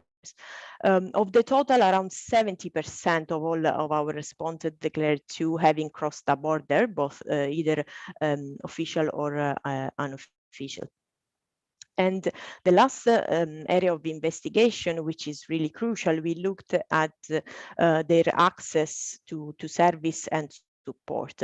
And mainly we looked at the barrier that they have in accessing those services and support. So we asked children which were the service that they wanted to access, but they didn't manage to, and we asked what was the barrier. So we can say that mainly the 37% reported that they wanted to access education, but they were unable to. And when we asked them specifically what was specifically the barrier, what was mostly mentioned for 50%, it was the cost implication. Even when school and education was free of charge, there were no fee, there were indirect costs related to transport, for example, or to books and so on. And 23% say that the school was not available close to the place where they were living. The other main service that was not that was unmet, it was legal assistance and the presence of social worker, and 29% reported the willingness to access, but being unable to access a counselor for psychosocial support. For social worker, for example, we can see that 50% they say that there was no availability of social worker, but also 34%, they say that they didn't know how to access, or even some they reported that they didn't really know what a social worker is. Among the different barriers that we just mentioned, the lack of availability, the cost implication, the lack of information, but what we can see that there is also another barrier is stigma, and this was mainly reported with the issue related to gender-based violence, and there was also stigma related to accessing mental health and psychosocial support, and this was especially mentioned by returnees. And then, of course, the issue of trust that we already saw also in the other presentation, how strong it is. Indeed, we try to understand who children trust, who do they turn to ask help. And what we can see is that there is a huge mistrust towards government official and the police. Indeed, we can see that children think that only 30, it was reported that 36% think that the government official would help them, and similar is for police. And for police is even worse, 27%, they think that the police would harm them rather than help them. So we can see this huge mistrust towards government official, and 3 out of 5 children, they were feeling that anyway the authority in the place where they were living at the moment when they were interviewed, anyway they don't care about their needs. And this in a way can be explained by the low presence of government officials. This is something that was also reported in terms of lack of reach out specifically to children on the move. And also something else that was reported is that even when children were facing harm, only 1% would turn to government official to ask for help. I will give the floor to my colleague Teona to tell us what these findings means for program implication. Thanks. Just to jump in here, if I could ask you to try and keep it to around 5 minutes to ensure we have enough time left for discussion. Thanks a lot. Thanks. Will try my best. Thank you, Yolanda. So, colleagues, what we tried to do is from this really huge body of data to really distill for this particular purpose a couple of key areas where our recommendations were focusing on. So, firstly, we really dwelled on how what data actually tell us about how policymakers' attitudes toward migration programming should be really changed. And I think the main finding is that we should really embrace a child-centered understanding of migration profiles, but also characteristics of migration and children's agency in general. I mean, Yolanda presented how, many children and young people actually defined, made their own decisions to migrate. They saw themselves as active agents of migration. And I think the way the services should be tailored to deliver against this aspiration is not yet there. Children are often seen as, as passive agents, passive objects of migration rather than active agents. And I think this is something that needs to be changed, and we believe that this will also have an impact on the uptake of services that we're offering to these populations. Another interesting finding, which again echoes some of the previous presentations, is that migration, at least in the region that we studied for this research, isn't really doesn't really fall into this clearly defined binary categories of refugee versus migrant. A lot of children have mixed reasons for migration, and responses, if they're tailored to a specific label, aren't going to be effective. We're going to fail. We're going to miss a lot of children and young people with our programming. Just to give you a very kind of real example of this, just 2 weeks ago, we were trying to find a young migrant as a speaker for the Global Compact of Migration regional consultation. And we really wanted to find a clear case of a migrant as the GCM understands it. Trust me, it was very complex to find a young person who didn't have any experience of being forcibly displaced at some point during their journey, or whose none of their family members had the refugee status. So it really was a clear example of how this binary categorization just isn't really an effective way of targeting people with programming and support. Second area I would like to talk about is about the need to reform and strengthen systems in a way that ensures effective protection. And here I would like to talk about, the issues that we saw at border crossings that Yolanda talked about, borders being perceived as dangerous, borders being places where detention is often happening, borders where, border management agencies are present, but protection agencies aren't. So hence our recommendation is really to link these two important areas of migration management, one being, border control and management, and second being child protection and protection services in general. And I think this is about ways to find, effective connection between these two kind of areas that are both important for migration management of children and connecting them effectively. Another important area of link to this is the issue of firewalls, again, linking to the issue of trust. Again, if firewalls are there, the trust and demand for services is going to be benefiting positively. And the issue of child immigration detention, obviously we saw a lot of problematic concerns voiced by children here. The government's responsibility when it comes to detention by the agents of the government is there. I think the issues that we saw in this report is, it ranges from the lack of actual available alternatives to detention, as well as legal provisions that still allow immigration detention of children to happen in some states. So I think the recommendations are on a spectrum. And a third area I would like to talk about, it's really the need to have multi-sectoral integrated services to support children irrespective of migration status. Here, I think the trust in authorities was really a very clear kind of finding, or lack of trust in authorities and lack of trust in services that are actually designed to protect children. That was really, really striking for us. We were thinking how to translate this finding into an actionable recommendation. Also looking at who children and young people actually trust and why. And I think the recommendations are maybe twofold. One, it's, when it comes to services delivered that could and should only be delivered by governments, is really trying to embed within those services the agents that are trusted by children. For example, we saw that social workers, social service workforce in general is trusted more. So how to make sure that these kind of trusted agents are part of government services and are in the front line, are in the interface of services to make sure uptake of services is there. Children come forward seeking help and accessing this help effectively.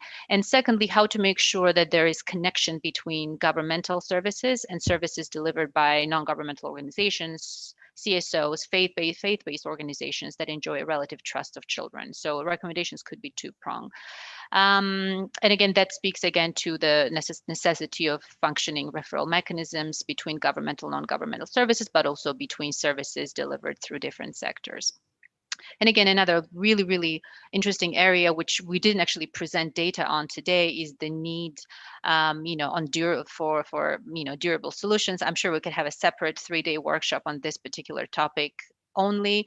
But interestingly, I want to conclude on this note that I think we in UNICEF almost managed to challenge the terminology that we use to describe children in migration contexts. We often use the word children on the move, whereas our research really finds that a lot of migrant children are not currently moving. I think it was about half of them that had a plan to move somewhere else within the next 6 months. So a large proportion of these children are either choosing to stay where they are or have really deficit of options to return or move onwards. So this really calls for a different sort of approach to understanding children's needs, offering types of services, be it protection or be it education, livelihoods, opportunities for young people, etc.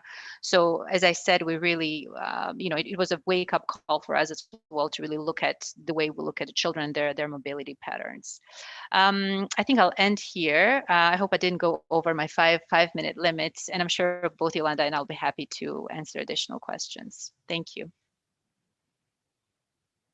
Thank you very much, both. Yeah, really interesting findings there. Your point about the trying to find a child who was obviously just a migrant, really spoke to me, and some of the issues we've had with categorization in that kind of reductive way throughout the programming that we've been involved with. yeah, equally this issue of trust and people sort of being suspicious and wary of accessing those services that are precisely there to help them. Yeah, so lots of food for thought there. Okay, so we're now in the discussion phase. I mean, I have some thoughts and ideas that I'd like to raise, but that seems to be rather an abuse of my position as moderator. So instead, I think what I'll do is open it up to questions from anyone who would like to. If raising your hand, or if you wanted to put it in the chat, and then I can put the question to the panelists if you're dealing with uncertain internet connectivity, for example. I see we have one question already from Liliana in the chat, who is asking, and I think, was this for one panelist in particular, or for all panelists? Perhaps you can answer that as I read out the question. So the question is, did you come across promising practices with mobile teams providing support to people in mixed movements, for example, mobile health units, or other specific mobile services or spaces for women and girls?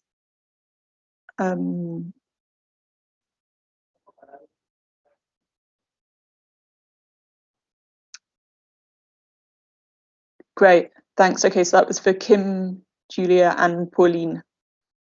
So if any of you would like to respond to that.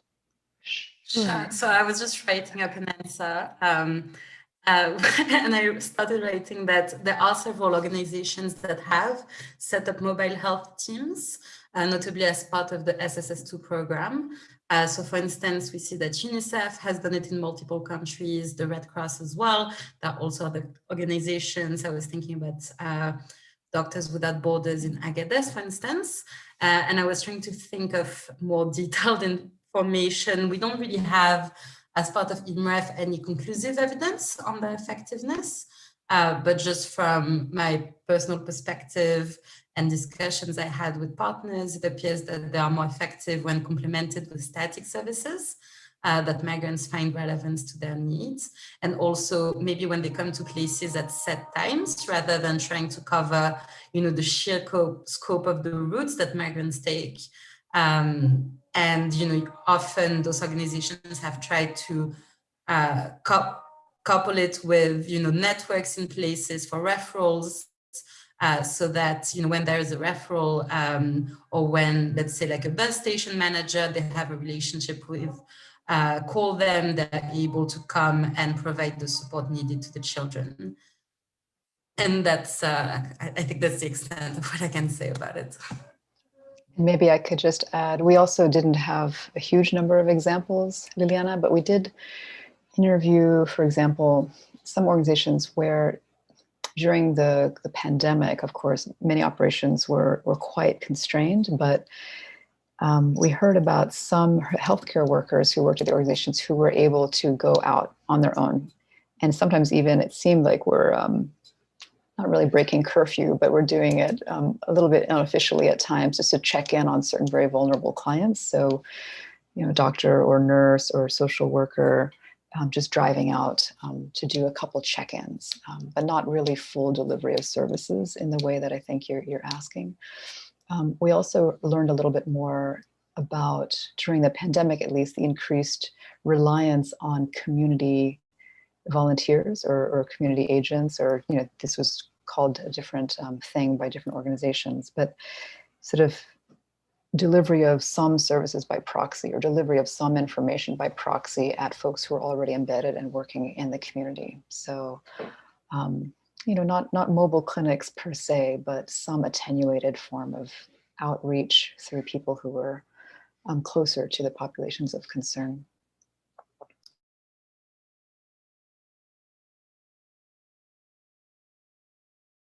Did anyone else want to comment on that point before we move on to any more questions? No? Okay, so are there any further questions from either between panelists to other panelists or from the floor?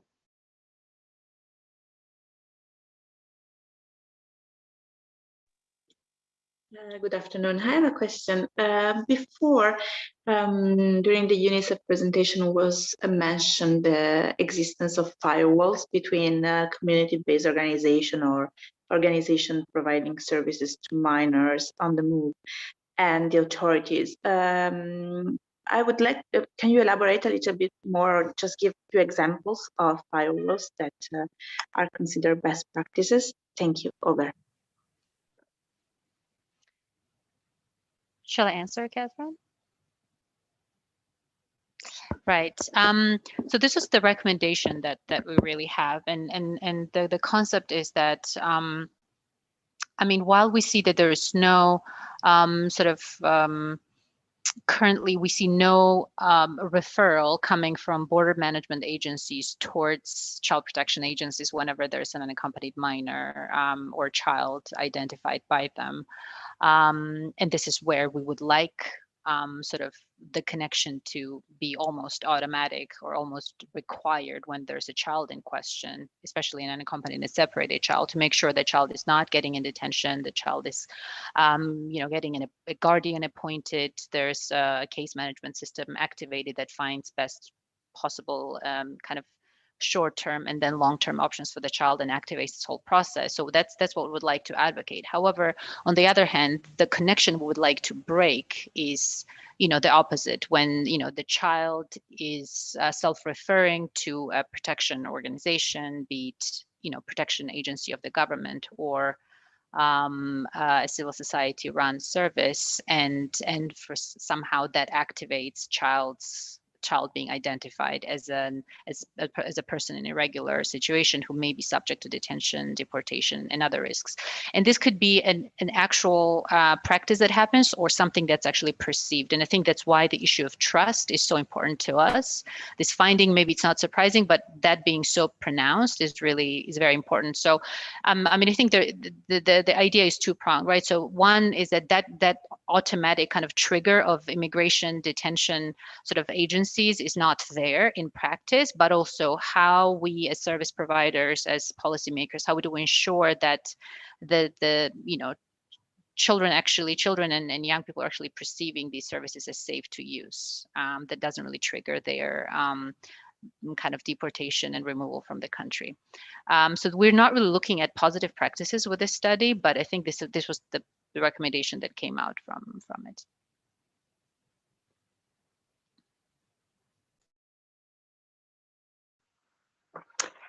Are there any other raised hands? I'm just scrolling through the list of participants currently. While we're waiting for the next person to come forward and raise their hand or jump in, perhaps I could just pose a question on the back of the point you just raised around trust. And you said that this study didn't look at positive practices with respect to engendering trust amongst persons of concern.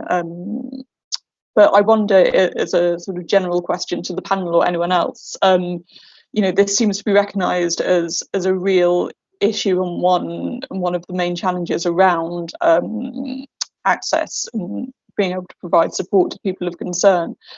Does anyone have any ideas or thoughts or examples of how this thinking could be operationalized? I mean, what can we practically do as policymakers and practitioners to try to alleviate this?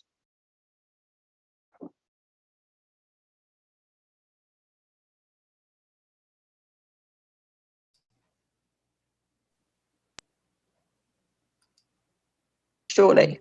Yeah, sorry, I'm happy to jump in if it's helpful. Please do. We had a couple of thoughts. We certainly heard a lot about mistrust and lack of trust or confidence in the state and authorities, and also even other members of the community sometimes, particularly in cases where someone had been trafficked or betrayed along the way by members of their own groups. And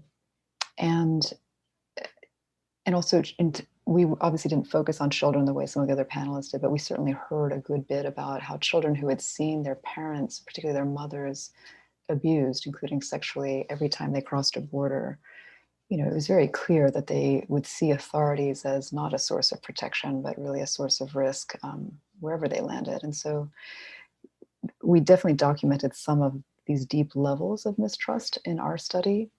some of the thoughts that our informants offered to us to repair or to build trust, again, a lot of it relied on really deep use of community-based resources and allies, right? And having, I think as some co-panelists mentioned, making sure that they are the face of an intervention or they are the liaison.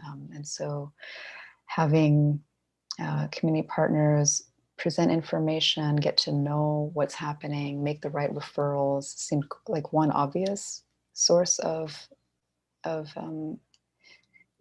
one obvious way to alleviate some of the mistrust, and also having clarity about who does what, because we heard a little bit too about how there was a lot of confusion and not a lot of clarity about who was who and whose function was what. And so for downstream, if someone had some negative outcome, they weren't quite sure who to blame or what had happened there, and maybe felt betrayed by everyone they had talked about their situation to. And so finding ways to clarify who is doing what and what the rules of confidentiality are at each step, I think seems like one obvious suggestion. I can come in as well. Yeah, just to clarify on our research, we didn't look specifically at good practice, but we asked children who do they trust, and actually among the main response, they were trusting community leaders, community members, religious leader, and also they were just even mentioning just adults from the community that can support them.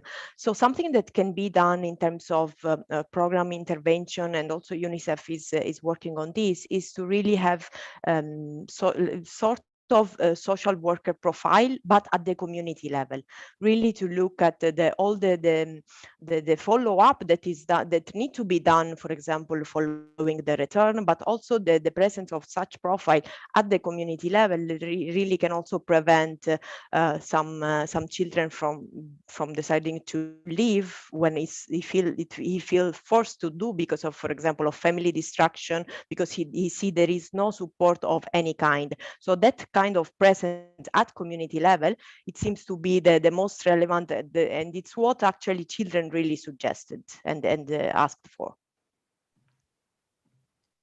If I have a bit of time, I think it's really interesting to talk about the community level in providing that can provide services that people can trust more. I think when it comes to, when we're thinking about the transit communities that are hosting those migrants as they are transiting through, staying a really short time or a longer amount of time, depending on whether they're able to continue their journeys.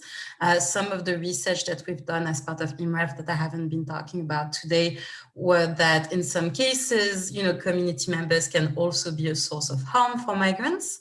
So for instance, we saw that there were tensions for example, in Agadez, between transit migrants and local communities who felt that, the impact of migrants was negative on an economic and social level. So even though community members could be, a really key actor in providing referrals to migrants, and we had plenty of examples of that, they could also help migrants directly, but they also could be a source of harm. So when thinking about, who within the community could become that firewall in transit settings, I think we have to think about, what the incentive systems are. And it's definitely a really complicated question.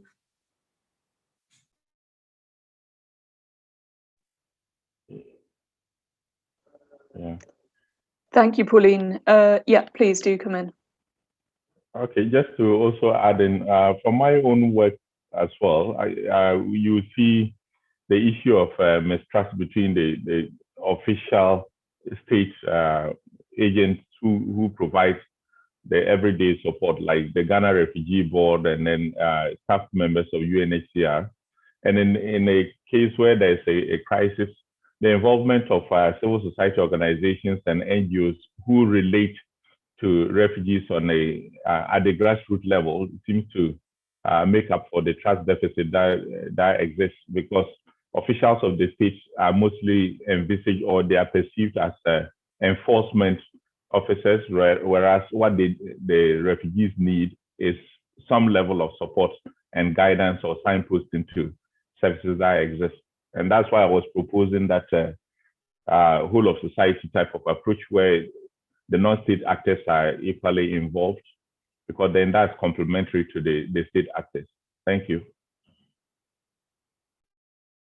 Yeah, thank you very much. I think that's a really interesting point around thinking about in what way the state and localized approaches can be complementary and work together without one taking precedent over the other, because I think they both, you know, have their place and have advantages, but yeah, figuring out how they work in a synergistic way that's properly coordinated is, yeah, quite the task.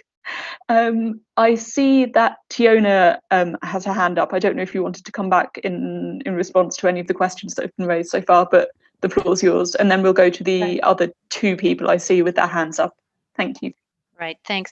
No, just wanted to quickly react, and I was just thinking about, you know, this important issue of trust, but then what options and how do we make services safe for populations to use? And there are usually two big obstacles, right? So one, in most countries, there are no real pathways to regularize status for migrants, right? So it's legally impossible, you know, once you're identified, to continue, you know, your presence in a country, right? So if the right agency is contacted. So I think that really is a big obstacle for member states, I'm sure, when even designing services the way we recommend them. So that's there. Second is, I think, options. And I think maybe this is our space as of international community and the UN and others to really advocate and invest with some technical assistance, is how to ensure that we help create options of temporary stay, temporary care options that, you know, I mentioned guardians for children, unaccompanied children, that can be put in place at least temporarily to make sure that these services are safe to use, especially if children really have been trafficked or they really need our help. They're in need of immediate care and protection. And yes, maybe return is even in their best interest, or is the only legal option available. But at least in the interim, to create the space under, not behind the back of the government, but under the eye of the government and under their policy framework, for that mechanism to actually at least exist. So I think that is maybe the first space we can work with then to be a bit more constructive. No, that sounds like it would be a really fruitful area to take forward. And yeah, fully agree with your point. I mean, and as it applies more broadly around the lack of legal pathways or pathways towards some sort of regularized status, even if temporary. No, absolutely. Okay, so next, sorry, I didn't see in which order you raised your hands, but in the order that I can see you on my screen. Can we go to Belén, please? Yes, thank you. So I fully agree with the recommendations of Tiona and Linder and of course also Kim. So and also the gaps that are identified. One of the things that that may be something that can help, particularly when we are looking at returns and movements across borders, and something that we can't actually always control.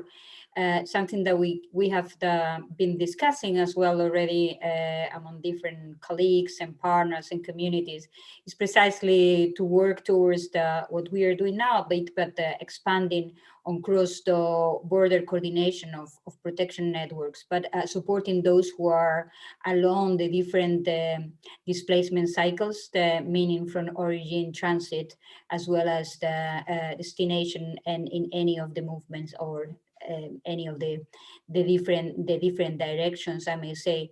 And something that it was important as well in terms of making easier for them, for those who are protection networks and for those who are actually moving, is doing this always with the age and gender and diversity approach, looking at the different needs of children, looking at the different needs of the people with the specific needs, women and others. So this is something that I believe that we need to emphasize. But the challenge here is first, of course, to identify and to be able to support the frontline and community-based organizations with the right communication skills as well, and with the right maybe skills on psychological first aid and other other skills that may be required for them to do the job, but also how this can also be integrated or liaised in a safe manner with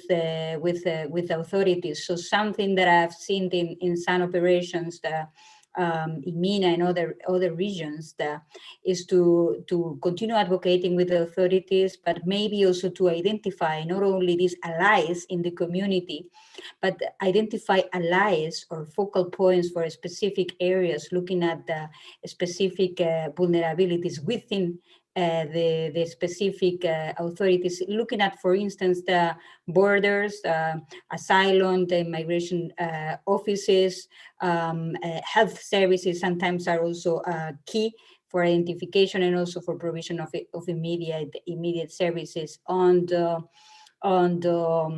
Tiona's points of the legal pathways, I think that, of course, this is something that it should be reflected, looking for expansion or adoption and establishment and implementation of the asylum legislation and asylum functioning systems, and of course a lot of to say about migration and legal and complementary pathways. Now, this is something I think that should be in parallel together with the more operational and mobile and cross the border approach. Thank you. Thank you very much. Right, and Edward, please, over to you. Thanks very much. I suppose I need not possibly ask this question or just make this statement because so much has been said, but I think it's probably worth just to try and divide it maybe into two levels as I would see it.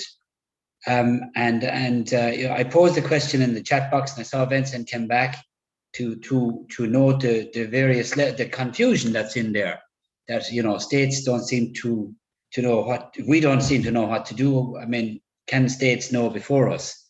So the point I would make is that, you know, from your presentations, whether it's children, whether it's other aged people, the state and the police seem to be the enemies, entre guillemets, the enemy. And based on that sort of an approach, then obviously people are pushed in towards irregular movements. So there's no trust there. And then you're talking about the trafficking and smuggling industries, you know, just benefiting from that fact. My question to the panel is, you know, I mean, can we capture this in terms of policy recommendations aimed at a practical level, that of all of the suggestions you have been made here today, you know, vis-a-vis community-based approaches, having the services available, the identification, as Belén has just said, those steps that you have identified from a practical perspective to support the states while they are not being trusted. That's the first thing. The second thing would be to take that statement that the state is still the enemy and the police are the enemy, and to try and elevate that up to another level debate. You know, for instance, as the director of you know, the social affairs said this morning, you know, the various structures that are available to her on the African continent, and to push it through there and other structures as well. It's not just, I'm sure, a European, an African phenomenon, but nonetheless, it seems to be worth raising up into the legal pathways, the laws, the frameworks, and the partnerships that need to build the trust to get rid of the industry. Over.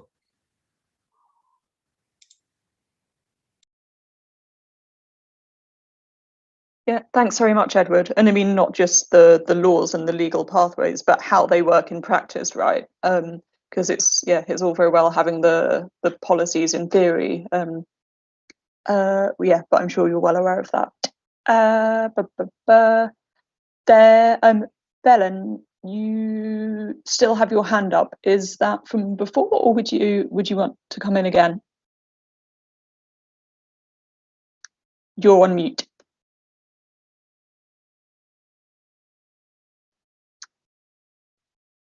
Still on mute? Okay, Yes, sorry, I was saying that I will wait to see if any other participants or colleagues wants to come in. Otherwise, I'm happy to raise a couple of other points. I mean, maybe I'll add one thought in response to Mr. Please. Verdoyer's question. We focused mostly on Morocco and Tunisia in our study, and one thing that does seem clear is that it'll be really quite an improvement. It'll be wonderful when there is eventually real legislation and actual asylum law that will guide state actors and provide real, specific roles to everyone from the border to interior enforcement. So I think right now one of the challenges is just the lack of clarity about the state's various potential roles in protection. And so that I think is one thing that I know UNHCR and others have been advocated for. And so that is something to look forward to in terms of improving, the engagement of states, but also perceptions of the states, I think, eventually. And in the meantime, I mean, one of the requests that we had heard, which maybe helps with in terms of concrete recommendations, was that in the meantime, could there be more training on the 1951 Convention and other sort of rights that asylum seekers, refugees, persons in need of international protection actually have, regardless of the absence of a formal domestic legal framework at the moment. So, that some of that work is being done, but it seems like that could go even further in terms of training of state actors on protection generally, but also information that can be funneled through service providers, because many of them also had questions about what actual criteria for eligibility are, and they would like to be able to impart that information to the populations they serve.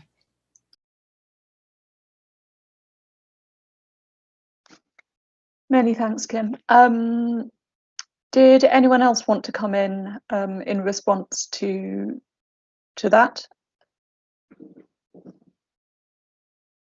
Yep, please go ahead, Julia.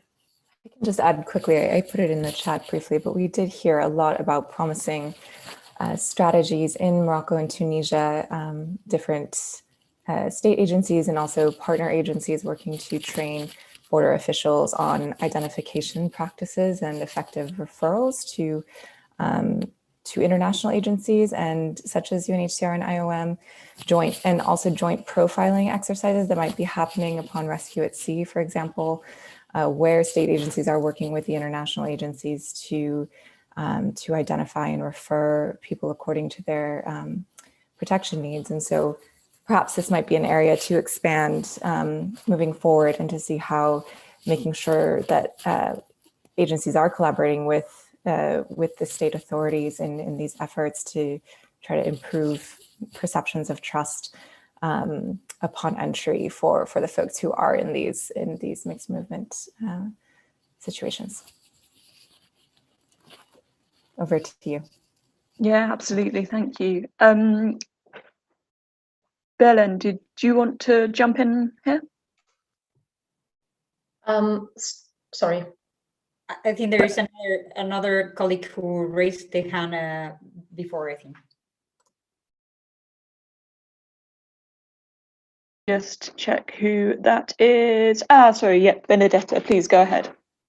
Sorry, I didn't mean to cut, Belén, apologies. I just No, my bad for not seeing the hand. Please go ahead. I just wanted to ask, we're still in the part where we are recorded, right? We are on YouTube. Anyway, I will just drop it in this way, and then if there is any different fora where we can discuss a bit more freely, I would be happy to take on the discussion, which is for instance, I heard now being mentioned the possibility of conducting more training when it comes to border staff or national authorities, or for instance, before we were talking about the problem of trust that migrants might or might not have in agencies. So a question that I have basically two questions. One is related to the migrants, and we do have, I was very interested, in all discussions today, but this is specifically, I think, for the first one from UNHCR and Washington University study. If in their study, what information they managed to get about the level of awareness the migrants have of the fact that they are indeed entitled, they have some rights, because very often one of the problems, like in trafficking and so on, is that people are not aware of their applicable rights. They don't even know they are entitled to that. And then the other question related especially to trainings to national authorities is, it's not like national authorities don't welcome refugees only because they're not well trained about that. It's because they don't want to. So I was wondering if there is any possibility to discuss of how to incentivize the welcoming of refugees, how we as an organization can actually make it, yes, again, incentivize it, because for sure, of course, having a well-trained staff allow for a process to go smoothly, but I don't think that just the lack of knowledge about it is the reason why refugees are either expelled or not treated as such.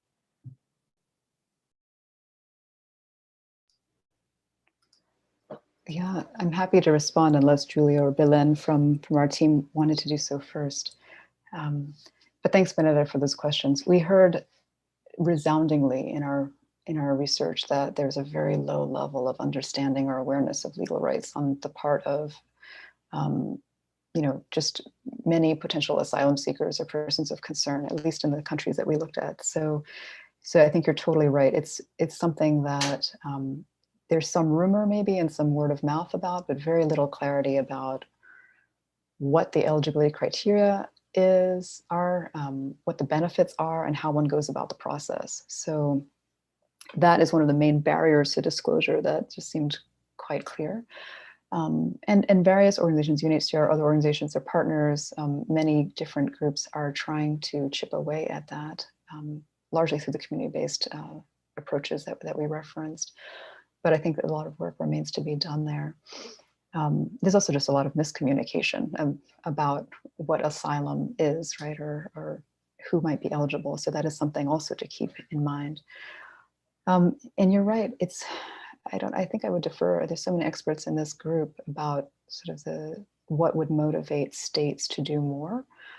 I liked and really appreciated one of the panelists, one of our co-panelists earlier, just referencing the need to include sort of trusted agents in all of the outreach and the intervention work, probably including in the state apparatus. So involving more social workers or members of the community as, or integrating them into even some of the state efforts, I think might be one way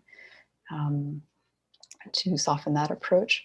Motivation, I don't know. We didn't learn a lot about that, actually. We didn't have the chance to interview many state actors, so I would love to hear from somebody else as to that point. Thank you. I'm just conscious of time here, and that I'm now cutting into the next session. I don't want to cut off this discussion. Okay, Belén, I see you have your hand up, so perhaps if we make this the last point, over. Yeah, it will be very, very brief. We also want to stay for the next panel. Just looking at this issue of how to integrate the governments, the states. So there always, I think, the needs to be very contextualized while having this discussion that the regional and cross-regional level will help a lot. But I think that it's important to work really on the field and get a sense of what are the needs of the particular governments and how to integrate them. Some examples from other regions is to give them different choices in the type of the aid or the type of support that we, or the type of integration in a particular initiative that we want to offer to them. And of course, always be sensitive of the specific individuals, even within the state's institutions that may be more prompted to support the cause of the mixed movements, migrants, refugees, etc., etc. So, for instance, in the example that I was mentioning before of the Regional Safe Spaces Network in the Americas, of course, there were institutions, the child protection institutions that were really part together with the community-based organizations and with other agencies of the actual network, facilitating the referrals and so on, whereas all other ones working more from an allies point of view, within a more advocacy point of view, particularly when they start seeing that these type of initiatives are bringing about positive the stories. They can also a little bit of sell them positively to other countries and other institutions. And something that, together with the Special Envoy's Office, with Vincent, Edward, Eddie, and other colleagues, we've been also discussing is how to also make the link and also use for advocacy purposes the different interstatal institutions like the European Union or the African Union, and look at the different agreements that they may have and how we can tap into it, a little bit of advocacy for adoption of asylum legislation, access to services, and I mean the whole thing that we have been discussing around. But basically, for me, at the ground level, identify those focal points. They can be part of and can be also give advice on how to do this work on the ground from the government. Thanks very much. I think your point about searching out allies is a really pertinent one, and working with others. Right, I think I've made my way through all of the hands, and we're only 9 minutes over, so I'm going to count that as a success. So yeah, it just remains to say thank you very much to all of our panelists today for thought-provoking, really interesting presentations from everyone, and thank you for having me as your moderator for this session. Thanks very much, Kat, and thank you to all of the panelists and the great engagement during this session. If I could invite Emma to share her screen. We actually started already taking notes because there were just so many key points that were being raised that we did not want to miss out on.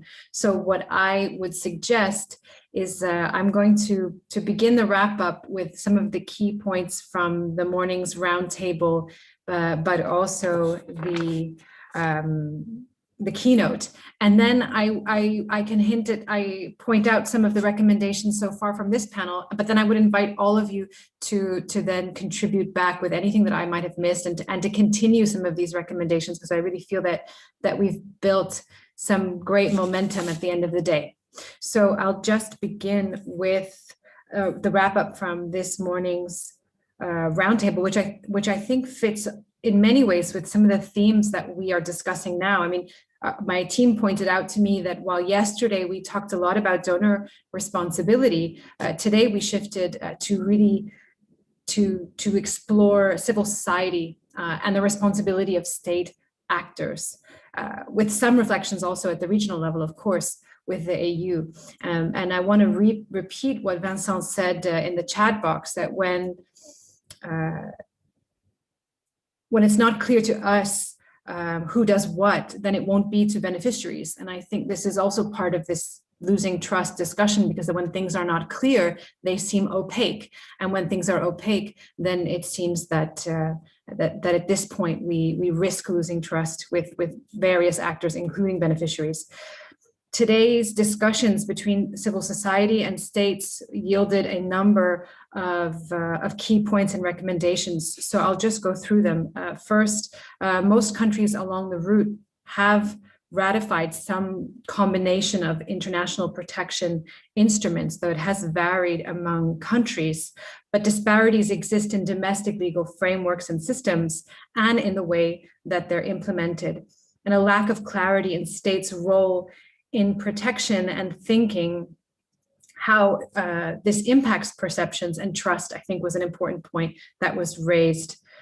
So one of the recommendations coming out of the roundtable was about removing reservations and limitations on the scope of assistance, and understanding, or let's say better aligning the way that countries in the region are carrying out protection, or making it clear and raising awareness.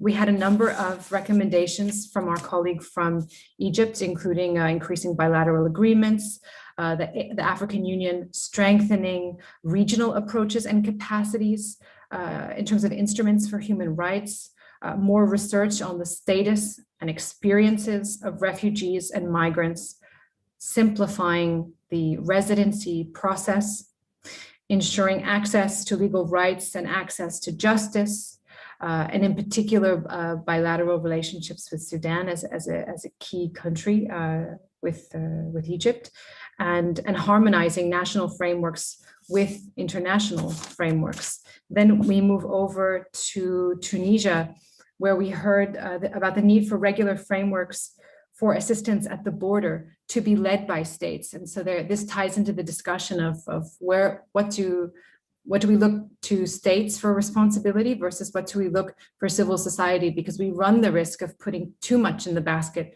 of civil society and then and not looking at what are the obligations of states. We have a number of recommendations about, there were a number of points raised about why we're seeing a lack of legal protection frameworks. And one of the points raised within this discussion was about the potential migration consequences. And I think we should avoid the consideration of migration consequences in the signing and implementing of protection frameworks. Protection, of course, is an obligation, and it's not a tool of migration management. And that was one thing that I think came through quite strongly. And policies do less to change. Of course, we know very well from research whether people move and more how they move. Then moving on to civil society, in many discussions, it came up in different forms, whether it was with Kim and Julia's presentation and the role of community liaison officers or local solidarity networks, but looking at civil society as this bridge builder and gap filler rather than taking on, of course, competencies. And in the roundtable, the interventions from Tunisia, from Niger, from Morocco, all called for increasing coordination and support for civil society without, of course, replacing the state. Then moving to the issue of trust. It came across in looking at disclosures to protection needs, but also in terms of addressing the deficit of trust with respect to service providers and how to deal with this trust deficit. I think was a strong, was a big question from this last question. So I would, when I shortly open up, like to hear maybe more thoughts on how we overcome this deficit. One was through awareness raising, of course, which was one of the recommendations that was raised by multiple panelists today, whether it's in terms of who does what, or it's in terms of the different types of protection and services provided, whether it's about what access to legal assistance that people have and documentation that they have. And of course, trying to overturn this perception that agencies, service providers, government actors are there to stop you as you move, which of course is not always the case, but rather in making movement safer, or at least that's what a lot of programming, particularly that coming out of the Horn of Africa and East Africa, has tried to raise awareness on. And we had one question here in the chat box was, how can civil society promote greater debate? And I think this relates to the trust and the role that civil society plays here. And a point that was said not too long ago by Belén was about the allies that we have, not only in the communities, but also strengthening the allies that we have in ministries and all key stakeholder groups. Key areas of concern, so it's not always about recommendations, but I think that we have to take to task is the perceived increase in xenophobia and racism that a number of participants noted. And COVID as a threat multiplier in terms of increasing protection violations, but also increasing people's turn towards negative coping mechanisms, which could make them vulnerable to things like trafficking or other forms of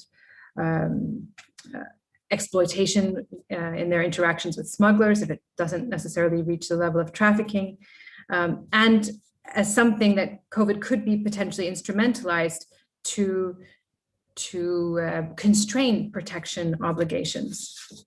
Then turning now to the session that we've just had, we had a number of recommendations that I haven't yet covered. I'll just name a few, and then I would really like to open it up to the participants so that we can continue the discussions for the last 15 or so minutes that we have.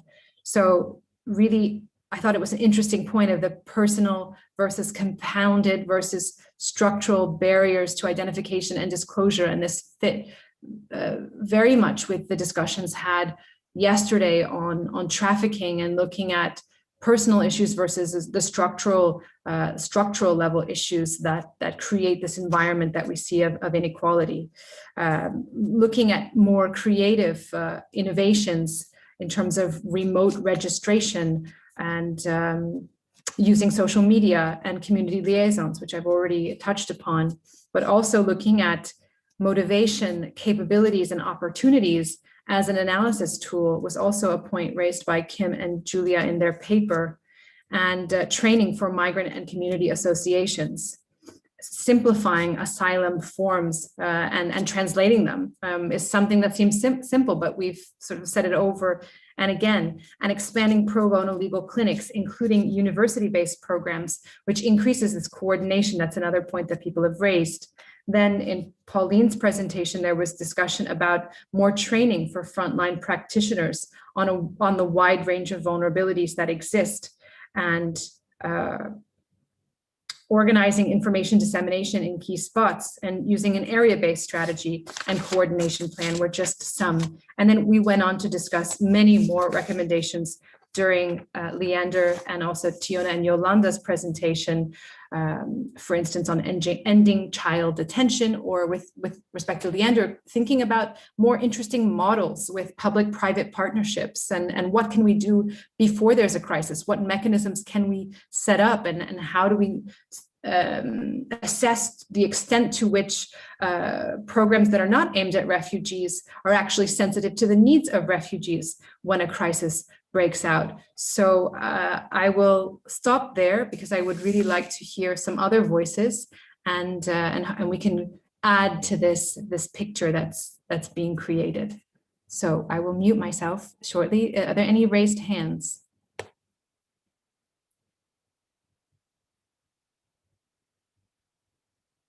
Or any key recommendations that were completely missed that we really want to make sure that we capture today?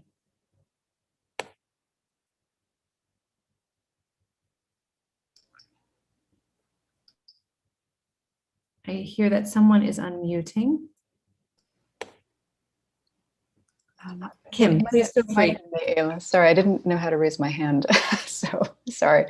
I think maybe one piece that we did learn a lot about, I'm sure others have also, is just the creative use and the role of social media, which has been really elevated, I think, out of necessity during the pandemic. And so I think that has implications for more creative use of civil society and community groups.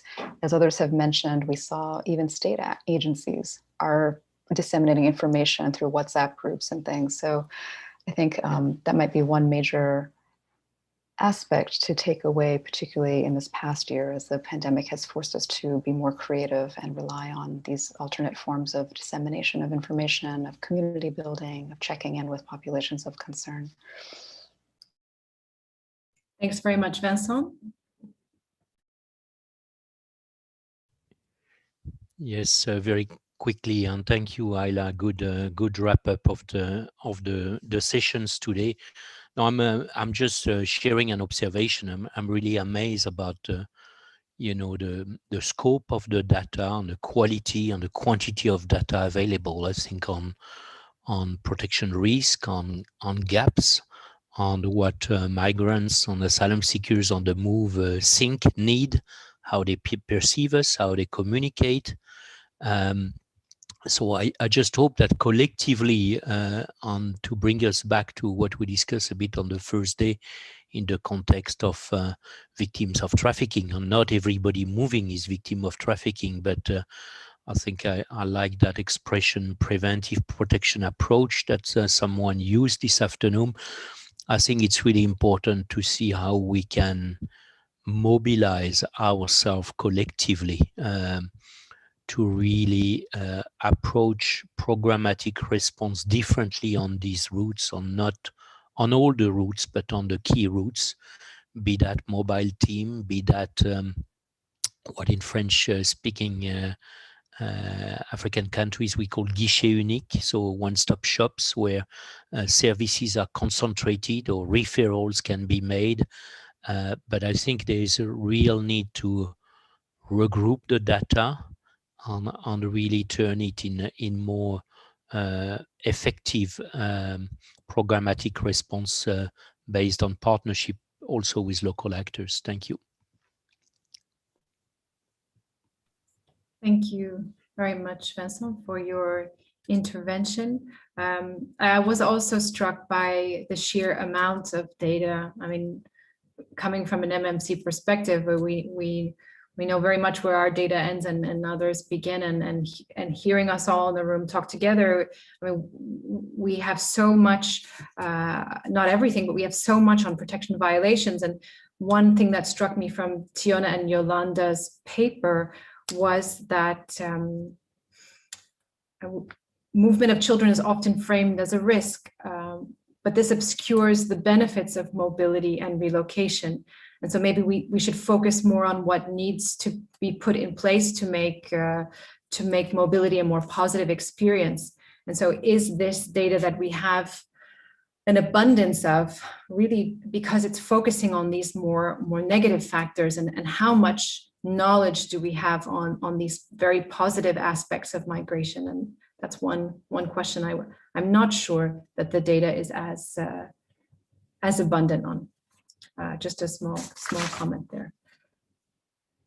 Any other wrap-up points that anyone would like to contribute there?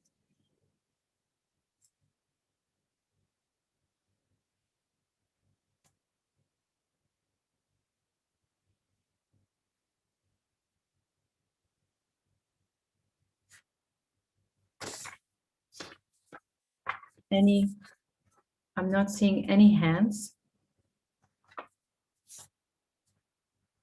Then, if we have no further comments, then I think we've covered it. But please reach out to us when we tweet and share the live note that we will, or this visual note prepared by Emma that we will do this evening. So if you see some gap that's not covered, then let us know, and we'll add it, because again, we're working very much towards this final wrap up that will take place tomorrow, that we want you all to then validate on what we can take forward. So just as a small primer, on tomorrow, we'll begin at sharp 9 o'clock, and we'll focus once again on protection, but really looking at the regional policy level, and then we'll move towards advocacy. So really zooming a little bit out.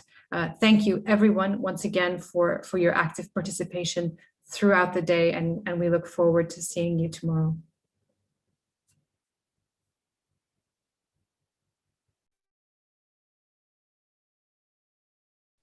Thank you. Bye-bye. Thank you very much. Thank you. It's been a pleasure.